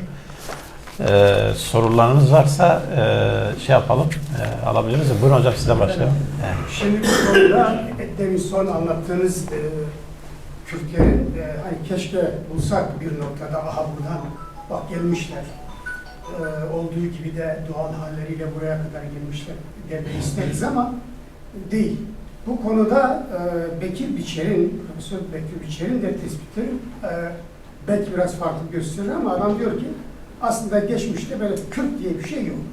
Kürt ulus veya Kürt dediğimiz şey yıllarca ve bin yıllarca farklı medeniyetlerin oluşumundan bugüne geldiğimiz bir kimlik yani. Dolayısıyla o dediğiniz herhalde okumuşsunuzdur onu herhalde. Aşağı yukarı aynı şeyler söylüyor. Evet, Kürt kavramının tarihin bazı Yani o hiç şeye dönemlerinde dayanmıyor abi hocam. işte göçebe anlamında kullanıldığını falan da biliyorum. Yok yani. Onları haberim var o eserlerden. Evet. Evet, buyurun hocam.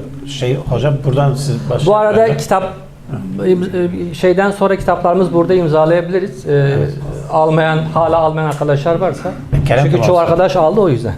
Hoca çok detaylı olayların içini sizlere aktardın, sağ olun. Ben burada şeylerle, Mitannilerle Hititler arasındaki ilişkiyle ilgili söyleyeceğiniz bir şey yok mu? Bu arada diğer soruyu da unutmayalım. Buna ilaveten Din meselesi. İrani kavimlerin geldiği dönemde dinin etkisi vesaire neydi? Hititler ile Mitanniler düşman iki krallık idi. Yıllarca aralarında büyük savaşlar oldu. Bazen anlaştılar, bazen anlaşmadılar. Şimdi Hititler Hint-Avrupa dili konuşur. Anadolu'da Hattuşa, Çorum değil mi? Evet. Çorum Yozgat civarı. Merkezleri orasıydı. Mitannilerin merkezi de bugün bizim Metina dediğimiz bölge, muhtemelen Metina o. Hani Metina aşireti diyoruz ya, büyük ihtimalle Mitannilerden gelen kelimedir bu. İhtimalen söylüyorum çünkü öyle tahmin ediyorum ki şey orasıydı, merkezleri Veşukani, evet, onların başkenti, yani güzel çeşme manasında.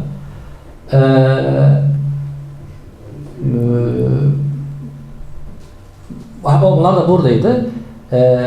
Aralarındaki ilişkiden kastı, evet, dinsel olarak etkilemişlerdir. Yani Hititler dinsel olarak Mitannilerden etkilenmişlerdir. Çok tanrı din anlayışı içerisinde. Ama aralarında Akrabalık. yok, akrabalığı olmamıştır, yok. Onunla ilgili herhangi bir kayıt yok. Yani şöyle bir şeyle şey yapayım, Nefertiti midir? Mısır'a gelin gidiyor Evet. Mitannilerin. Bu ile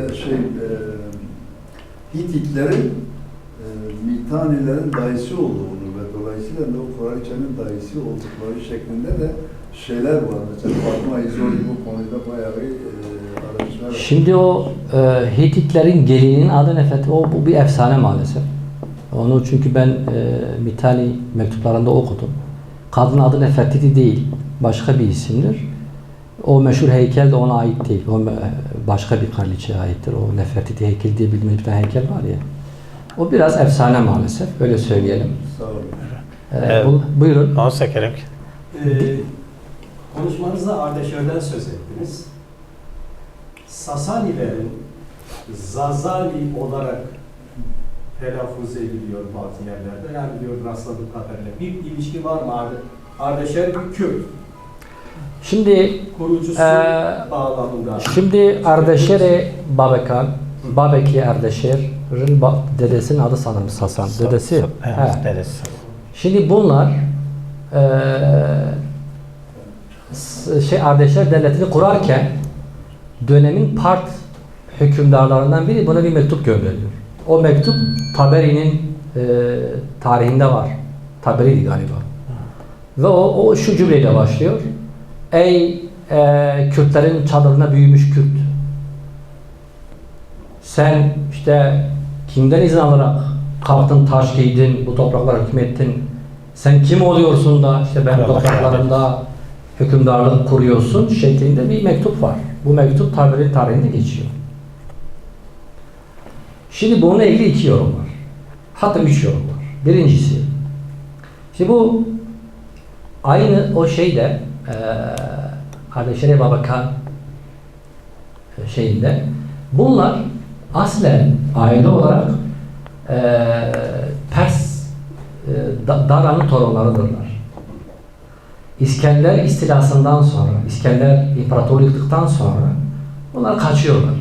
Canlarını kurtarmak için Kürtlere sığınıyorlar. Ve kendini gizliyorlar. Böyle yüzlerce yıl, valla biz aslen işte şuyuz, aslen buyuz, işte Kürtlere sığınmışlar, orada büyümüşler. O yüzden Kürt olarak bilinmiş ve Kürt olarak bunlara hitap edilmiş. Şimdi bu şeyde geçiyor. Bu aynı Karname Aşır Babakan'da geçen bir bilgi. Aynı orada geçiyor bu zaten. Yani bunların Dara'nın torunları olduğu, bizzat kardeşlerin Pers kralı Dara'nın torunu olduğuna ilişkin bilgi orada geçiyor. Bu birincisi. İkinci yorum da şudur. Diyorlar ki oradaki Kürt ile kastettiği şey göçebe ve çadırlı. Kurt diye bir kavram varmış o zamanki Pehlevice'de. Part Pehlevicesinde. Aslında orada Kürt demek istemiyor. Ey göçebe. Yani mıtırp işte. Mesela ey mıtırp ey kureye mıtırba diyoruz ya. Aslında onu demek istemiş gibi bir şey. Bunu söyleyen tarihçiler de var. Evet, kısa bir şey söyleyeyim. Üçüncü olarak da yok aslında bu da yine bir yorum aslında. Bunlar hepsi yorum. Onu söyleyeyim. Yok aslında bu Sasani hanedanı aslen Kürttür. O zaman etnik olarak da Kürt kavramı zaten vardı. Bu yüzden ey Kürt oğlu Kürt sen kim oluyorsun da git çadırına. Ama tabi diğer taraftan şimdi bunun mesela Kürtlerle şey var. Savaşları olmuş. Sıkıntıları var. Kırmanşah'a saldırıyor. Kırmanşah'ta Kürtler var o dönem. Şah-ı Kırman, yani Kürtlerin Şahı destanına geçiyor ya, orada bir büyük bir tane diyor solucan var, böyle büyük. İşte insanları yiyor, yutuyor. Kardeşler de gidip onu şey yapacak, öldürecek falan, öyle durumlar var. Dolayısıyla Sasani devleti bir Fars, bir Pers devletidir. Hanedan Kürt olsa bile aslen, aynen Safeviler gibi. Yani olabilir, Safeviler aslen Kürttür. Velev ki bunlar aslen Kürt olsa bile Orta Farsça, Fars Pehlevicesiydi. Sasani Pehlevicesini bunlar resmi dil haline getiriyor. Zerdüştlü resmi dil haline getiriyorlar. Orta Farsçayı bunlar inşa ediyor. Birçok eser var. Birçok eser var. Günümüze kalmış. Kültürel ve siyasi olarak Fars'tırlar. Köken olarak da Kürt mü değil mi onu izah ettim zaten. Buyurun. Pardon. Moderatör özür dilerim. Ben senin rolünü aldım sanki. Hırvatların diplomasisi var. Hırvatların Kürt olduğuna dair. Bu Hırvat devleti değil. Bununla ilgili görüşleriniz ne? Yani Hırvatların Kürt ses benzerliği de var. Bu Hurilerinle Kürtlerin ses benzerliği olduğu gibi. Şimdi tarihin değişik dönemlerinde Mezopotamya'dan ve Kafkasya'dan Avrupalara giden kavimler olmuştur. Özellikle kavimler göçü döneminde. Mesela bu Sakalar, bu Alanlar dedik ya, bayağı kaçmışlar. Hatta Alanlar gitmiş İspanya'da bir krallık kurmuş. Ama sonra asilli olmuşlar. Şu an Avrupa halkları diyor yani yoktular yani. Gitmişler. Dolayısıyla Hint Avrupalı veya Aryen kökene dayanıp işte Balkanlara, Avrupa'ya giden kavimler olabilir. Bu mantıklı. Ama bu Hırvatların kökeniyle ilgili olarak işte bunlar bu topraktan gitmişlerdir. Oraya yerleşen Kürtlerin atalarıyla aynı soydan geliyorlar şeklinde bir bilgiye ben ulaşmadım. Bununla ilgili bir ara bir ince araştırma yapmaya çalıştım. Bir şeye ulaşamadım. Sadece Hırvatlar diyor ki biz Kürt'üz. Bu kadar. Hani neye dayanarak diyorlar bu konu açıkçası bilmiyorum yani. Yani isimlerin ses benzerliğinden olabildiğini düşünüyorum. Yani Kürt, Kurt. Ses benzerliği bir yere kadar anlamlı, bir yerden sonra mesela siz İberya Krallığı var, Gürcülerin kurduğu. Bu mesela şeyde de İberya deniliyor. Portekizli İspanya Bir yarım adadır. Oraya da mesela İberya deniliyor. Arada bir ilişki yok yani. Hiçbir ilişki yok. İlginçtir. Bas bölgesinin dil grubuyla İzoledir. Gürcistan'daki dil ikisinde çok yakın benzerlikler bulunur. Hayır, bu bir yorumdur. Bunu ben okudum. Aynı bu dediğiniz şey. Bunun tam tersi yorumlar da var. Dolayısıyla Hırvatlar meselesini bilmiyorum. Daha net cevap vereyim. O meseleyi bilmiyorum. Bu şey. Keyfe gerek Pardon, az poznam sam mesela jako Hrvat nabežen on koškara Hrvat. Odin Kurdiya. Yani gerek zaten ne diyor Kurdiya yani. Kurdiya diyeceğim yani. böyle. İlginç. Hakikaten tezim yani Müslüman profesör on bahane bir Hrvat aslında Kurdi. Yani işte farklı şey. Gerek yok. Şimdi bu şey meselesi Balkanlarda Kürtlerle ilgili bir çalışma var. Bilmiyorum hiç denk geldiniz mi? Adını unuttum. Ben de. İstanbul Kürt Enstitüsü'nün yayınladığı. He. Yok. Balkan Kürtleri diye bir eser var. Balkan Kürtleri diye bir tane yani böyle bir kurumun değil de bir kişinin yaptığı bir çalışma var Sofya Üniversitesi'nde. Her Kürt değil. Bir Kürt'ün öyle bir çalışması var da ben Evet. onu okumadım. Ha? Ya bilmiyorum işte çok önemli değil. Ha. Ben aslında iki şey söyleyecektim. Birincisi bu Asur metinleri. Asur metinleriyle ilgili şeyde nedir? Hebre'deki Süleyman Üniversitesi'nde bu Asur kaynaklarında Kürtlerin nasıl geçtiğiyle ilgili, özellikle son yüzyılında Asur kaynaklarında Kürtlerin nasıl geçtiğiyle ilgili bir çalışma var. Mesela orada şey diyor, Madi diyor. İşte dağlardan gelip bize saldırdılar diyor. Medler. Vesaire. Bir de yani biraz belki şey olur, ne ismi? Belki bir küçük katkı olur. Şimdi Şanedar mağarası var şeyde, Güney Kürdistan'da. Evet. Şanedar mağarası işte bilinen tarihten 35 bin yıl daha geride. Yani işte günümüzden 35 bin yıl geride. Şanedar mağarasında keşfedilen bir mezarlık bölümü var. Daha doğrusu bir nekrofil alanı var. Evet. Orada bir şey var. Orada keşfedilen şey şu, mezarların içerisinde ölülerle birlikte şey var, çiçek var. Yani bildiğimiz o dönemin çiçekleri var. Şimdi İslam öncesi şeylerde ise, İslam öncesi o bölgedeki gömme adetlerinde de aynen bu olay var.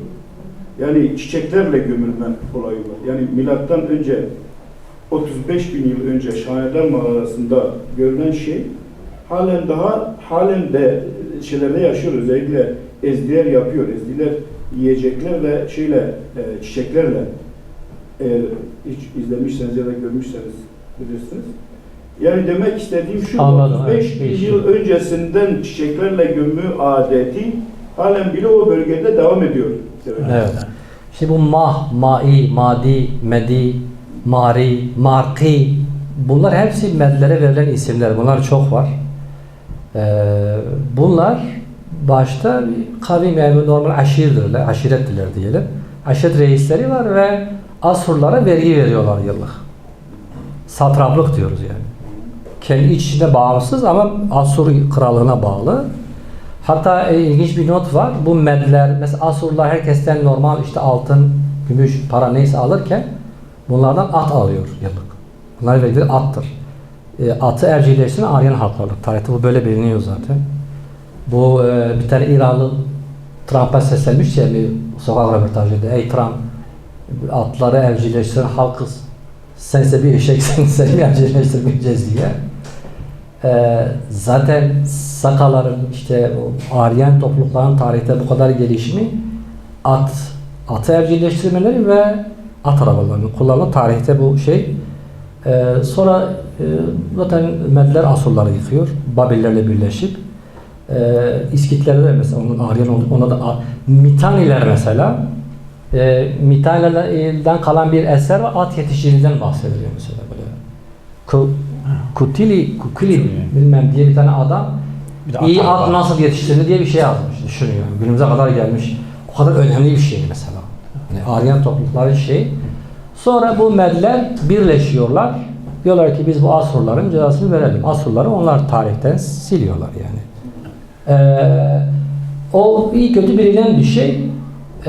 Asurların 3 dönemi zaten var. Babil'lerin 2 dönemi var. vardır. Hani böyle bunlar da ayrı ayrı hepsinin hikayesi var. İlk kurulan imparatorluk Akatlardır. Tarihte bilinen ilk imparatorluk hatta Akatlardır. Yani ondan sonra diğerleri geliyor. Bir tane soru vardı. O Dinle ilgili şöyle. Kürtlerin İslam öncesi dini neydi? Soru 1. Soru 2. Kürtlerin antik tarihte, yani diyelim ki milattan önce dini neydi? Soru 2. Bu şekilde bakalım oraya. Şimdi el cevap. Kürtlerin İslam öncesi dini veya milattan işte Med ve Persler falan ile ilgili elimizde net bir şey yok. Kesin olan şey, biz İslam'dan önce en azından bir kısmının Zerdüşt olduğunu biliyoruz. Mesela İslami fetihler döneminde İran Kürdistan'ın bazı bölgelerine İslam orduları anlaşma yaparken bizim ateşgahlarımıza dokunmayacaksınız diye bir madde var mesela. Aynen Kürtler öyle diyor yani. Oradan biz anlıyoruz ki Kürtler en azından bir kısmı Zerdüşt'tür o dönemde. Bu hepsinin Zerdüşt olduğu anlamına gelmiyor. Tabii gayri işte ehli kitap var, Yahudileşenler var, Hristiyanlar var ve muhtemelen bunun dışında da şu an adımıza ulaşmamış kavramlar muhtemelen vardır. Ben böyle bir şey, birisi mesela diyordu ki Kürtler en antik dili ezdiliktir. Yezdanizm diye bir kavram var. Mürrat Ezade'nin icadıdır aslında. Yoksa antik tarihte Yezdanizm diye bir şey yok. Teori. Öyle bir kavram yok yani. Hiçbir yerde yok Yezdanizm. Bu onun teorisidir. Ezdiliğin bizim bildiğimiz 1000 yıllık tarihi var. Daha öncesi ben hiçbir belgeye ulaşmadım. Ben bunu çok tartıştım. Biriniz Ezdiliğin 1000 yıl öncesine dair izini, belgesini, neyse işte getirsin, desin ki bak Ezdilik ya işte Abbas 8. yüzyılda var desin. Bu çok önemli bir şey olur bizim için de aslında. Eğer Ezdiliği soruyorsanız Ezdiliğin izi yok yani. Çok tanrılı inançlar var. Yani Medler döneminde çok tanrılı inançlar var. Zamanla Zerdüştlük yayılıyor. O dönemde bizim bilmediğimiz başka inançlar da var. El cevap. İslam'dan önceki tarihte Kürtlerin hepsi için Kürtlerin dini şuydu diyemiyoruz. Elimizde böyle bir veri yok. Bir katkı söyleyeyim. Şimdi az önce hocam bahsetti. Bu Arilerin göçü zamanında hem İran coğrafyasında hem Zagroslarda hem Mezopotamya'da, yani bu bölgede yerli halklar var. Yani yaşayan, buralar boş değil. Bu insanlar yani bir tarihten bildiğimiz kadarıyla da yani öyle çok bu Aryanların, evet Aryanlar savaşçı bir halktı, özellikle atı evcilleştirmişler, bu atlı arabalar yapmışlardı, teknolojik üstünlük sağladılar. Zaten yayılmaları da bu sebepleydi. Ama kendileri çok önemli bir şey getirdi. Şimdi bu konuda din, yani orada o özellikle Zerdüştlüğün İran coğrafyasında, yani bugünkü İran coğrafyasında onların eliyle yayılması aynı zamanda bu İranileşmeyi, Aryanlaştırmayı da büyük ölçüde yaptı. Yani o hani dedik ya asimilasyon araçları yok, zorla yapılan bir şey yok. Daha çok öyle görünüyor ki yani dinin yayılmasıyla, yani çünkü ellerinde kutsal metinler de var, Avesta var, var. O toplumlar yavaş yavaş hem o dini hem de o dinin dilini benimsediler. Bir de şöyle bir şey eklemek gerekiyor. Özellikle bu genetik çalışmalarla ilgili. Şimdi yapılan bu çalışmalar devam ediyor. Yani daha yeni bir alandır. Evet öyle görülüyor ki bu proto İrani bir şeyden geliyor Kürtler. Yani orada bir %35'lik bir şey var. Hem otozomal olarak hem baba soyu olarak falan. Fakat bir de yerli halklar var. Onlarla da karışmışlar. Ve buradan bu terkiple yeni milletler, kavimler oluşmuş. Yani İrani halklar yavaşça işte Fars'tır, Kürt'tür, Beluş'tur vesaire. Mesela Beluşların yerli katmanında önemli bir Dravid var. Dilleri Kürtçe ile çok yakın. Yani Beluşlar, yani Beluci ve Kürtçe ikisi de belli ki o Med katmanından geliyor. Fakat genetik olarak yakın değiller. Çünkü biz Zagroslarla kaynaşmışız. Yani bizim Kürtlüğün ortaya çıkması burada olmuş. Ama Beluci dediğimiz o halkın ortaya çıkması ise daha işte doğuda, Doğu İran'da ve işte Pakistan, Hindistan'a yakın oradaki bazı Dravid kabilelerle, yani bugünkü Hindistan'daki bazı ne diyelim kabilelerle akraba olan, yani o Dravid dediğimiz dilleri konuşan kesimlerle birleşmişler. Yani bu biraz da bu mantıkla bakarsak bu etnogenez sürecini daha iyi anlaşılır. Evet. Şöyle söyleyeyim, bakınız. Ermeni alfabesiyle Kürtçe eserler, dualar var. Bulgar, Latin alfabesiyle var. Asur alfabesiyle Kürtçe var. Zaten Arapça alfabeyle Kürtçe zaten hepimizin malumu. Zerdüştlerin de Kürtçe ilahileri falan var. Şimdi bu evrensel diller diyeyim buna. Tercihine göre kimisi yayılmacı değil, kimisi emperyal değil. Olsun. Tercihinize kalmış bir şey. Bunlar aslında bu evrensel dillerin Kürdistan'a dışarıdan geldiğini zaten gösteriyor. Çünkü asıl metin hiçbirini Kürtçe değil yani. Yani asıl metin, kaynak hiçbirisi Kürtçe değil. Kendi inançlarını Kürtlere, mesela Kürtlerin kökenini ilk araştıranlar İtalyanlardır. Misyonerlerdir daha doğrusu. Yani İncil'i Kürtçe'ye çevirmişler daha yüzyıllar önce. Amaçları din yayma. Aynı şeyi başka inançlar da yapmış. Bunu zaten biliyoruz. Çoğu zaman Kürtler bu emperyal halklar için kendi inançlarına davet edecekleri bir unsur olmak dışında bir önem kazanmamışlar. Yani Kürtlerin varlığını kabul ettikleri dönemlerde Kürtler var çünkü onun bir inancı var, o Kürt'ü ona davet edecek yani. Yani biraz oradan geliyor. Dolayısıyla bizim biraz önce dedim ya, ezdilik Kürt milli dinidir. Ezdilikte ibadet eden bir insan görüldüğünde ibadeti batal oluyor. Bu kadar içine kapanık milli bir din. Diğer taraftan da işte evrensel dinlerin doğasıyla emperyal hevesler arası ilişki her zaman olmuştur. Bu ayrı bir muhabbet. Herkesin tercihinde de saygımız var. Kendi özelimde ben de evrensel bir dine inanan bir insanım. Dünyadaki bulunuşumu, varlığımı bununla anlamlandıran biriyim. O ayrı bir şey. Fakat bu Kürtlere bu emperyal takdimlerin olmadığı anlamına gelmiyor. Şimdi bizim Kürtlerin köy ve kasabalar niye 2-3 tane ismi var? Yani niye 2 tane isim? Mesela bak burada diyor ki Adnan Bayar, Siirt'in Havi parantez içerisinde Baykan ilçesine bağlı Comani parantez Atabağ köyünde dünyaya gelmiş. Niye abi 2 tane ismimiz var? Bir tanesi benimdir, bir tanesi de burayı kontrol etmeye gelen efendilerindir yani, ağabeylerindir. İmparatorlarındır. Bu buna kontrol etme araçları bunlar ve Kürt toplumunu siyasal olarak kontrol etme arzusu bugün de var. Ve bugün de sadece bizi kontrol eden ulusların değil, küresel emperyal güçlerin de aynı şekilde biz ilgi alanındayız.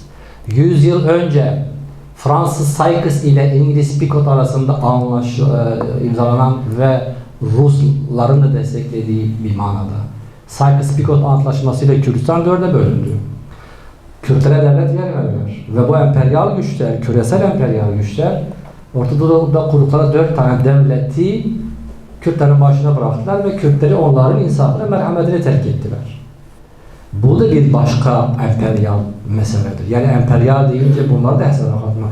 Aradan geçen 100 yıl da bu Sykes-Picot sistemi hala devam ediyor. Ve bu uluslararası sistem dediğimiz Sykes-Picot sistemi öyle görünüyor ki aynı emperyal, yani İngiliz emperyal, 100 yıl önceki İngiliz emperyalizminin bugüne yansıması Siyonizmdir veya işte ABD emperyalizmidir.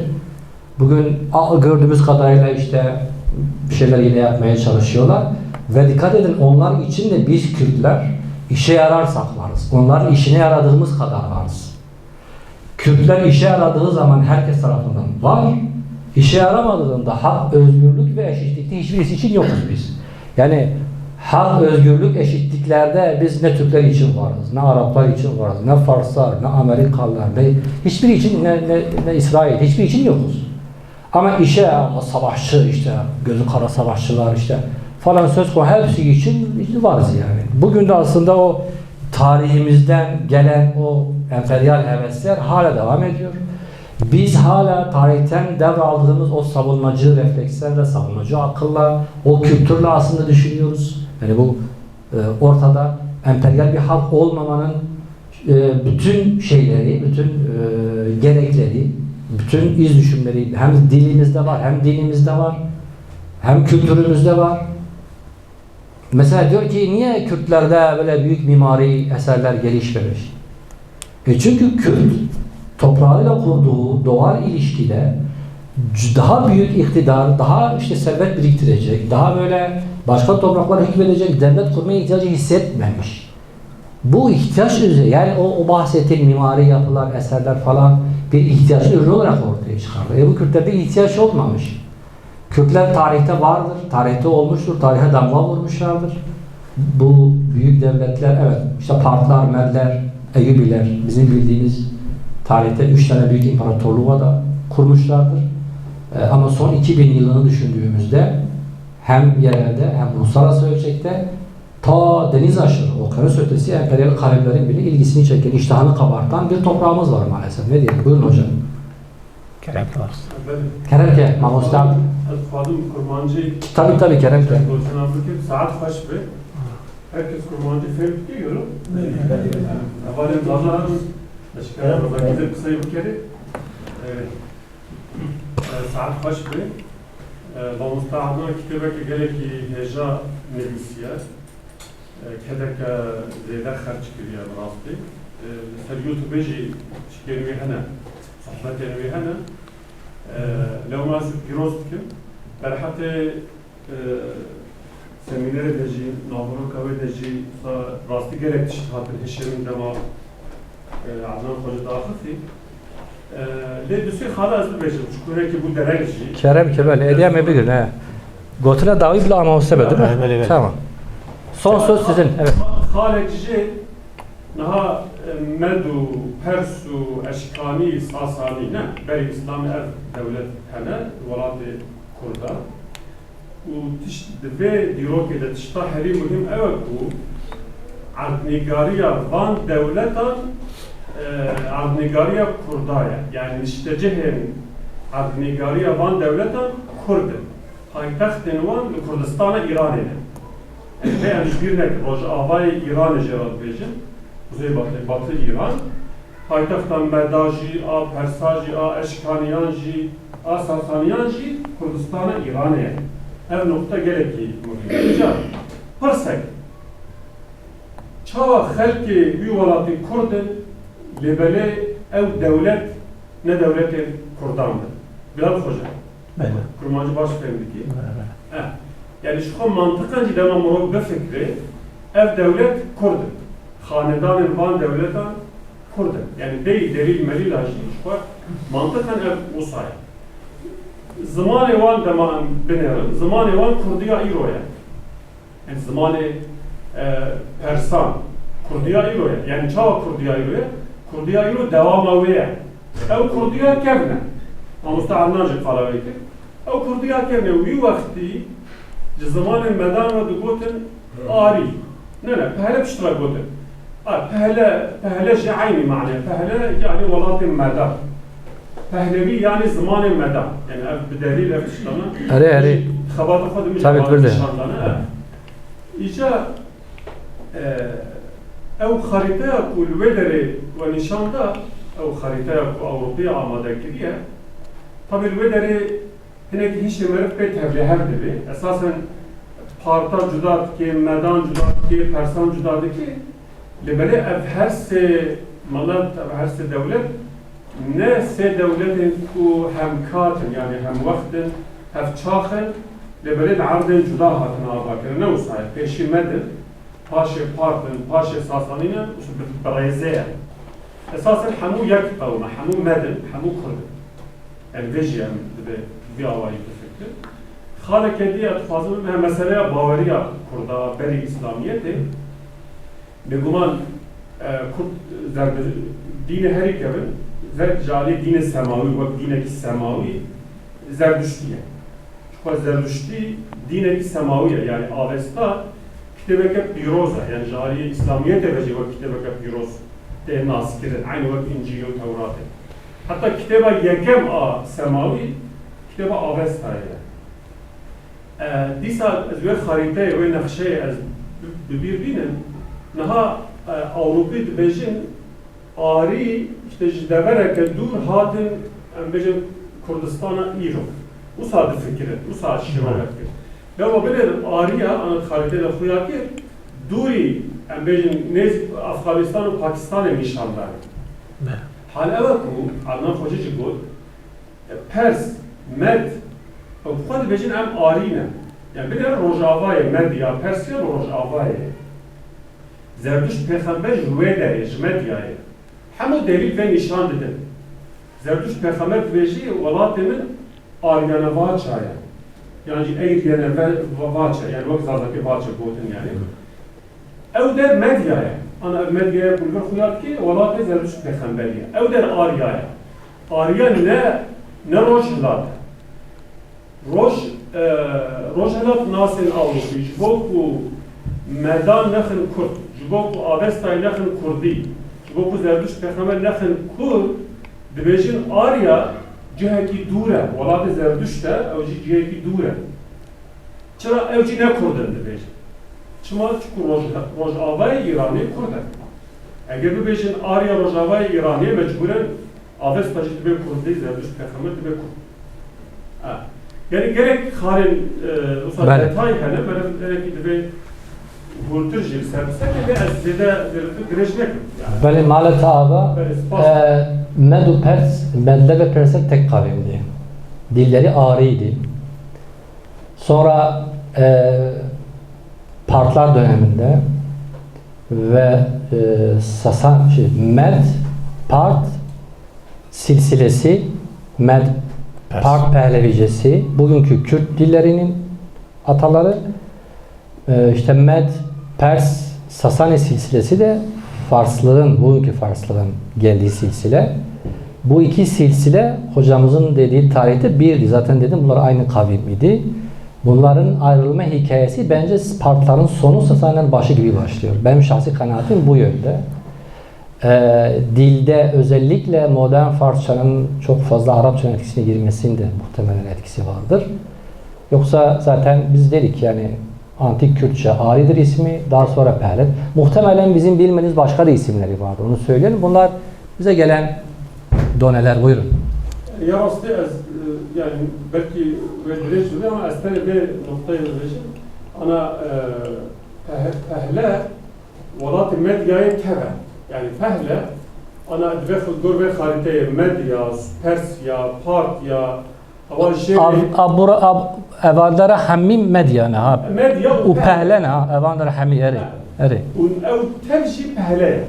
Aynı misal. Belge hele yani kitabın. Tabii. Şartiye nişanda. Pehlevi zamanevi heremeye. Pehlevi zamanevi heremeye. U koka yani bejin jederka Pehleji Zagros. Zagros velat-ı Kurda, velat-ı Kurda belav bu ev zaman çünkü bali Rojhelat eder. Maksad ama yani zamanı Persaji Pehleviye. Böyle. Bu zamanı Medaji Evgor ve Farite. Evet tabii. Fakat bu lehçe tabi cudane. Mesela çıma lehçeye Kurdi gerek. Lori heye, Meki heye, Havrami heye, ne olsa? Kelhuri, Zazayi, Kurmancı, Allah. Çoğu şey Malatya usa 5-6 milyon. Yani hep lehçe hene. Cevap durinci, esasen bu lehçeyi sebebiyle. Sebebi de evet, yani Kurdi şemsiye yani. Ev tevci lehçeye Kurdine, o zamanı lehçeye Persacı, lehçeye Farsiya İroji esasen. Disa Pehleviye. Şaheke Pehleviye. Bale. İcaz bu zedetirci vakt ana girme yani ne yapar zedetirci? Bale. Malata ava şuha yani mesela Kurdin feyli hene berhama tevergirt feyli pehliye o Pehlevi da Arabiye'de tipe patine patkil fehul zan vaki Platon Pehlevi bu Fehlevi paşi bu Fehli Fehli Kurdin feyli yani ev Kurdin be şiili der dora Bağdat ve Kermanşah van dara şuha ev Kurdin feyli bukhwa ispata Kurditiye be Pehleviye yani bukhwaji danek kujuça himaya hatta iro o bukhwaji mesela şuha ispata ke zenişan ev nakşeji vaki kutego ne hemdemin yani carna nave vandra buya medya carna buya Persiya mesela vaktaki buya Persiya mesela tacişte var gotna Persiya Le mesela bejin bu çi mesela Farsı İro aslevan jivre. Öyle bejin. Mesela Belluçin İro aslevan Gedros. Gedros yaptı. Gedros'un aslevan Gedros'un. Mesela bejin nizam Peştun en şaşın bakteriya. Nasıl? Bakteriya. O Kürtçi medya partiye. Yani اره اوبریه 2005 سال یک بونه لی ایرو ایدی امش هف جدا بونه اصل مدیگه کو ام گجین پارتو مدان فارس گجین پرسو مدان ایدنه دیگه تشه گدین اور حاصل جبوی ev o ki fikrek بدمه من ev nakşe parkir لی ne nakşe hem deme ev şeke giringe tabi beli. Aslında bu kavimlerin oluşumuyla dillerin oluşumu yani her zaman %100 paralellik arz etmeyebiliyor. Yani bu Aryanların yani klasik batıdaki teoriye göre şu kuzeydoğu kısmından Aryanlar geldi. Yani şu gördüğünüz o Bakterya, Sotya o yukarı kısımda ya bu eskiden Khorasan dedikleri bölgeden orada bu Benace kültürü ve Yaz kültürünün birleşimiyle oradan yavaş yavaş işte bu bugünkü İran coğrafyasında Batı İran'a Zagroslara geldiler. Fakat burada o geldiklerinde tam bir Ari dili var ama bunlar arasında muhtemelen belki bazı lehçeler yani farklar birbirini anlayabilecek düzeyde şeyler oluşmuştu zaten. İşte bu bölgede yerli tabakalarla karşılaştıkça lehçelerin oluşmasının en büyük sebebi de başka dillerle karşılaşma. Yani başka coğrafyalarda uzun süre yaşayıp başka dillerle karşılaştıkça o kelimelerin telaffuzu vesaire falan yavaş yavaş değişerek birbirinden uzaklaşma oluyor. Yani bu yoksa hepsinin kökü hocalarımızın belirttiği gibi o tek bir dille dayanıyor. Yani milattan önce yaklaşık günümüzden önce bugünden itibaren diyelim yaklaşık 3000-3500 yıl önce o Ari dili muhtemelen şeydi yani birdi 3500 yıl kadar önce kökleri o proto Ari dili aynıydı. Bu yaklaşık 100 küsür Hurrice kelime üzerinden ben ufak bir inceleme yaptım. Bir 16-17 tane bugün Kürtçe'de karşılığı olan kelime gördüm ama bu normaldir. Yani mesela dil değiştirme, inanç değiştirme bunlar kayıpları tarihinde vardır yani. Değiştirsen bile önceki kültür sana kalabiliyor önceki dil. Mesela burada 16 tanesini yazmışım. Kitapta var o kelimeler. Ki da için manasına geliyor Hurrice'de. Da kune beycetine ekrat ve da da yani jibo için mesela amot büyük baba eyroji amjvan evet pire dönce amo değil mi? Amo sağlar. Amo zeki zalim şey. Bu rengi 16 kelime muhtemelen tespit kir le el ne işe menebrasi el ne zaman nasıl? Zaman nasıl şeki gelek civ gelek giringe terbiyek akademik şeyler lazım. Mukabed nav Kurdan da tamam yani em kavme ki bekhudine le beli em hatiş ala tavşu şey. İşe zaman usay, işe tarih usay. Yani eğer insan zamannas dil bilimci be, dve akademide ve perverdehe ditibe, dve rebazı ve bizane, dve hişu hişmen dünyada mesele çavat editin, dve bizane. والجور ويه هناك تشتغل جبر وaz نحد منك az bejim ev evle yani servan şazda hep keliman az şekil bejim le şekil de nişan yani ev teorid de nişan ku xurib xo yani jüveleri nektiş kurdar amaya yani çavaku mesela zaruze cema asimle Türkiye'de ben Türkiye anda kelime kurmancı hani digar bekirce mesela o gün bir tane işte sokak röportajı diyor kavaşa nedir? Kavaşa Kürtçe bir kelimedir. Ama Türkçe yani hani asimile olsam bile kelime kalıyor ya. Kavaşa o değersiz ot mot şey hani yani hayvanlar bile yemeğe tenezzül etmiyor. Öyle bir otlara onlara biz kavaşa yani hayvan bile tenezzül etmiyor yemeğe. Kavaşa oydu yani. Herhalde bir soru daha var. Şimdi onun gibi böyle bir sürü şey o anlamda hurriler önceki şeylerden bizde kalma kelimeler var. Başka soru var mı? Son iki soru alalım. Buyurun hocam. Avesta hangi dille oluştu? İşte Avesta az önce bahsettiğimiz o Ari dilidir. Yani şu an şey değildi. Evet. Şimdi Avesta'nın eski Farsçadan hocam ama öz dil bilinmiyor, Zerdüştü dili bilinmiyor. İki soru daha. Avesta, Zerdüştü kullandığı dil bugüne ulaşmamış. Öz Avesta da bugüne ulaşmamış. Bize ulaşan Avesta Sasani Pehlevedicisi ondan yani yazılan sonradan çevrilen başka diyaleklerde yazılan Avesta günümüze gelmiş ve o en eski hali de şey yani. Hani işte Kürtçedir, Türkçe işte Persçedir değil de zaten bu Avesta Arice yazılmış. Onu biliyoruz. Seher Hanım. Buyurun. Gerçekten ama teşekkür ederiz İsmail Beşikçi Vakfı'na ve size çalışmanız için. Ben kısa ve net bir soru sorayım hocam. Antik tarihe ilişkin yaptığınız araştırmalar kapsamında antik Kürt tarihine baktığınız zaman tek bir yanlış bilgiyi düzeltme şansınız olsaydı o bilgi ne olurdu? Antik Kürt tarihine ilişkin. Bu arada kendisi eşim oluyor. Bari evde bana söyleseydi. ben hazırlanaydım buna. Bayağı düzeltti aslında. Valla güzel bir soru. Dur bakalım. Çok örnek verdin zaten. Bayağı Ben olsam belki Abdurrahman Hoca kızar ama Zerdüştlüğün Kürtlerin milli dili olduğu yaygısını değiştirirdim. Çünkü bence o da emperyal bir inançtır. Sonradan Kürtlere gelmiş gibime geliyor. Hurilere gelmiş yani. Belediyenin önündeki o aslan Asurlara ait, onu söyleyeyim. Asurlar da zaten Aryenlerin düşmanımızın aslanlarına yani Zerdüşt. Neyse bunlar sanırım şu an ilk aklıma gelen bu. Kürtlerin kadim dili Zerdüştlüktür. Sanki Kürtler üretmiş. Bir de olabilir. Sorunuz var mı? Adnan Hoca. Tabii biliyorum böyle. En eskidir. Evet. Ya esas maniheizm çok yayıldı. İşte ben de bunu değiştirmek istiyorum. Çok maniheizm yayıldı. Arkadaşlar Maniheizmdir. Tamam hocam. son bir şey diyecek misiniz? Evet. İşte ben de bunu değiştirmek istiyorum. Şeyh var ne? Kerem. Tamam. Abi sen kapat istersen. Sen kapatacağım da. En başta bir itiraz. Buyurun, siz buyurun. Tamam. Merhaba abi, ne yapıyorsunuz? Arkadaşlar programımız bitti. Teşekkür ederim.